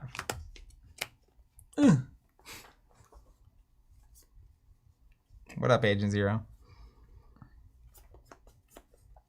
We can't win. You were so close. We can't win. No. Devastatingly close. So we can at least take it to a draw, right? If I'm not winning, you're not winning either, punk. Let's yeah, you don't have a weapon, right? So, no, I can't even play that, can I? Yeah, so it doesn't matter. I'll block with 5. Let's just block with 5. It doesn't, like I said, it just doesn't matter. All right, watch out though. Here comes another icing counter for 5. Hope you don't block. What happens if it hits? Frostbite. Hey, Jazeera, glad to have you on the commute. Glenn saying, it does seem like there's a clear victor in this situation. Block for 6. You did it, yeah. Yellow ball lane. Block it. All right, over to you. Draw. Is it a draw when I run out of deck? It must be a draw. Is that okay? Or? And Twine Earth for 8. So this is really important, actually. This happens a lot of times with these ice-heavy Lexi builds. Is like you can control the game pretty well throughout, but then you just can't do enough damage. Yeah. Everything in our exchanges on those last like 2 or 3 turns was always 1 damage away from me winning or you winning. I feel like, or like 1 effect, like 1 extra resource, 1 extra damage. That's why cracking runaways when you can is so important. Like, just don't let this go unused, because you get to the end of this game and there's never multiple sources of damage being done. Yeah, because you get to that end game grind and it's like we're constantly trying to get 2 cards out of the other person's hand. Yeah, and it's a grind. And once you do, it's rare that there are multiple points of damage. Yeah. But early, you can take 3 on the first thing to be able to use it and save yourself a card. Yeah. And so on and so forth. Or when there's like Arcane Image hitting from Briar, right? There's moments there. Yeah. I gave myself a really good second cycle opportunity there, throwing the Overflex. Mm-hmm. And it was literally 1 damage off from being the end of it. So, like, the game is that tight. I mean, I think that's what we all need to fully appreciate. The game is that tight. This is the, at least the pool, not the exact deck, that you went 7-0 with. Mm-hmm. And I didn't even play this Lexi deck out of my pool. Mm-hmm. To show you just how close all of it is, right? Yeah, and I still think I probably would have gone Briar on yours too. Yeah, I think you still would. And I don't know if it's right though. And like this is actually weirdly good. It is really good, but it's also the games you would win with this. You could do that 7 times in a row. Yes. Not sure. And the thing about Briar, as you saw here, is her end game is just so much stronger. Yeah. Like. You had half a deck and could just block out this forever. There comes that point. In fact, I'm fairly certain that if you're up against Ice Lexi, you should just plan to fatigue it. Like, now, the interesting thing about that is, like, you sending back enough heat is the fatigue plan. So the game still plays, fatigue still plays the game of Flesh and Blood. But, like, once we get down to the grinder, you probably just need to get me on I can threaten lethal as soon as possible. Yeah. And then just block and threaten, block and threaten, block and threaten. I think I lose. But I think there was one point where you went down to like 10. Mm-hmm. And then you dominated, so I wasn't able to do it as much. But I was, at that point, committed to blocking. Mm-hmm. I'll give up powerful turns to stay ahead. Because I know if we get to the end game state and I get you on lethal first, it's really hard for you to ever win that game. Because 2-card Lexi hands are bad. So bad. Yeah, because it's like pay 1, load narrow, pay 1, shoot narrow, maybe at 5. Yeah. No hit effect. And so then like I block and like my 2-card hands are always going to be stronger. Yeah, they're better. Yeah. They're generally better. And unless you have a string of 5 dominate, 5 dominate, 5 dominate where you can end the game, which sometimes you do, you're not going to win. Yeah. Well, it's hard to 5 dominate off 2 cards. Oh, yeah? Oh, I guess you can with her ability, right? Yeah. With Shiver. Yeah. It's like you can, and sometimes. Oh yeah. Oh yeah. What I mean? Yellow and an arrow. Yeah. So it's tough, but like it just goes to show you. I think there's still so much to be explored with all of these heroes. Like the more that I play Tails, the closer Lexi, Oldhim, and Briar get in terms of like just skills, like being able to execute. But I think turns. That's way harder to do. This is way harder to do. Like even the decision of the turn you gave me in the Code of Frost was super relevant. Yeah, good. It prevented a sword swing. It's like Briar on a 5 card. It's like if I'm not putting so much heat on you that you like miserably have to block, you need to at least go Code of Frost so it doesn't just blow out that turn. Because Briar can absolutely blow you out on one turn. 1 5-card hand turn and you lose. Yeah. Like, it's like so bad. Which is why, like with Lexi, part of the problem is like a lot of the Ice Lightning cards are not the Ice Lightning has very few just big attacks. Mm-hmm. So what you saw me do, there were a couple turns I played like Heaven's Claws. Yeah. That was it, or Burgeoning. Burgeoning, man. You got that freaking Burgeoning. And so like Autumn's Touch. Your potato hands are like, Briar does it too with totally non-attacks, but at least on those turns she can like non-attack, swing a sword. Yeah, build an aura, swing a sword. You have an embodiment token of lightning waiting, and you at least swung for 2. You're coming in with even 5. at the end there, right? I could just swing for 2, even terrible. if that was a non-attack. So obviously the Ranger problem is not only do you not have a weapon that swings, you also don't get most of just fundamental attacks. Just the fundies.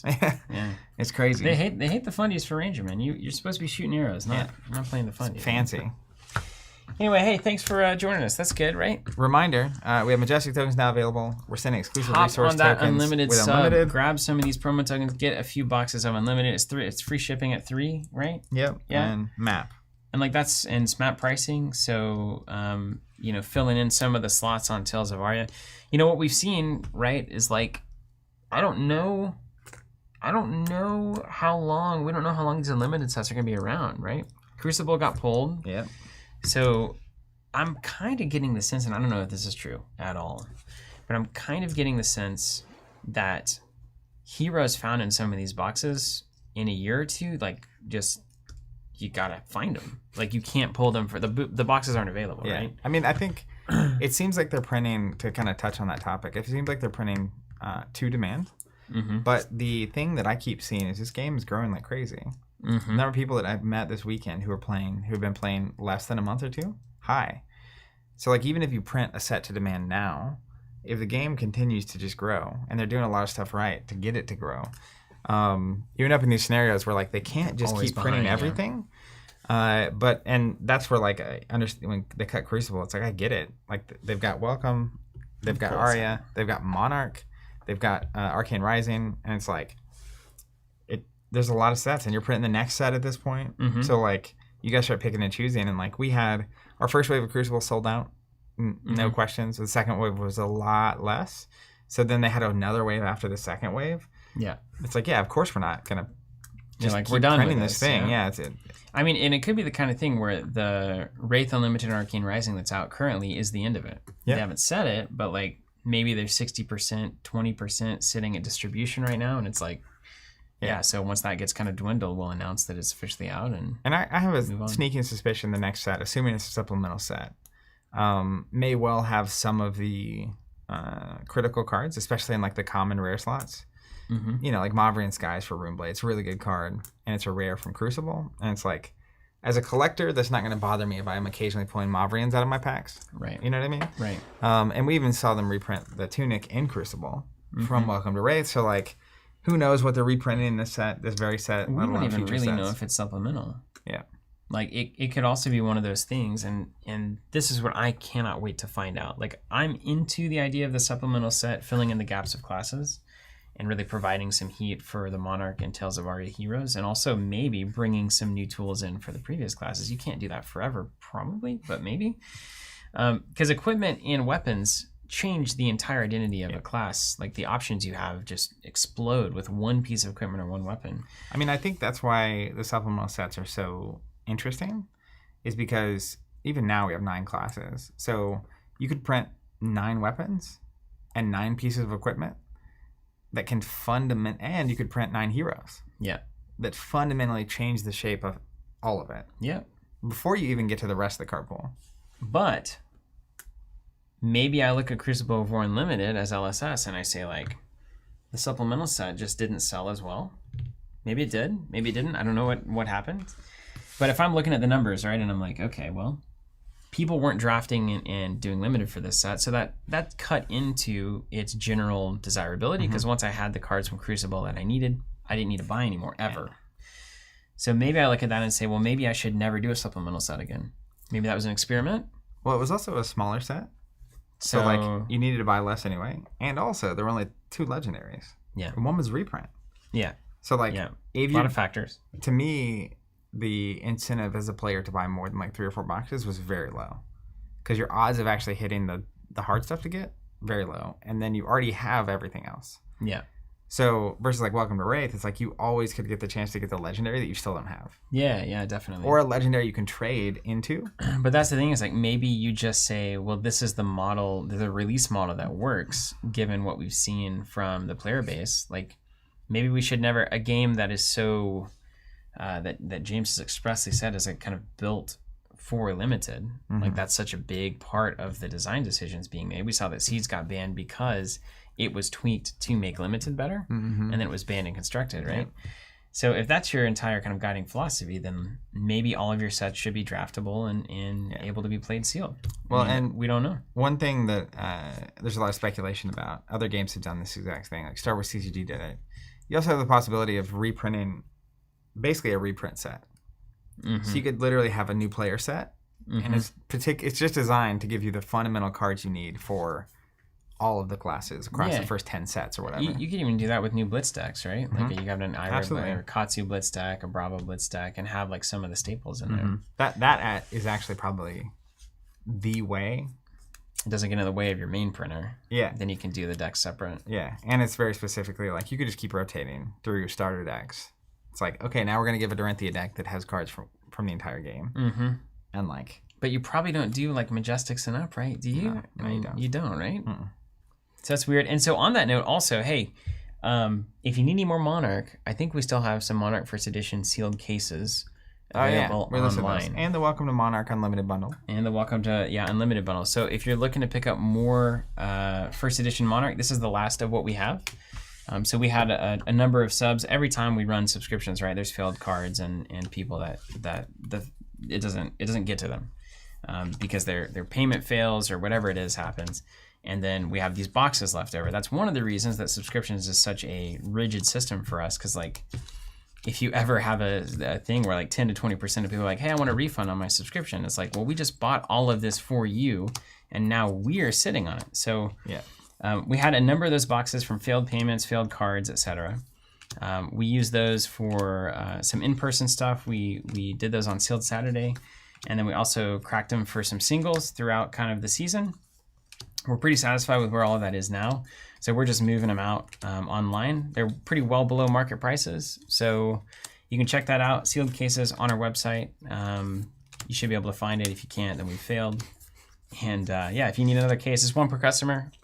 We'll open that up after 24 hours. Let the investment types get in there if we get to that point. But otherwise, one per customer. Any player who actually wants some Monarch First Edition, didn't get it or didn't get enough of it, we have that on our website currently. Haven't checked. I just assumed that it's not sold out yet. Let's hope. Okay, what do we got? We're going to get out of here? Yeah, we're good. Griffin just said, whoa, that unsleeving technique, that's some John Wick stuff right there. I don't even know what I was doing. I wasn't even thinking about it. I was literally just, I've done this so many times that it was just happening. That's great. Hey, thanks for joining us, everyone.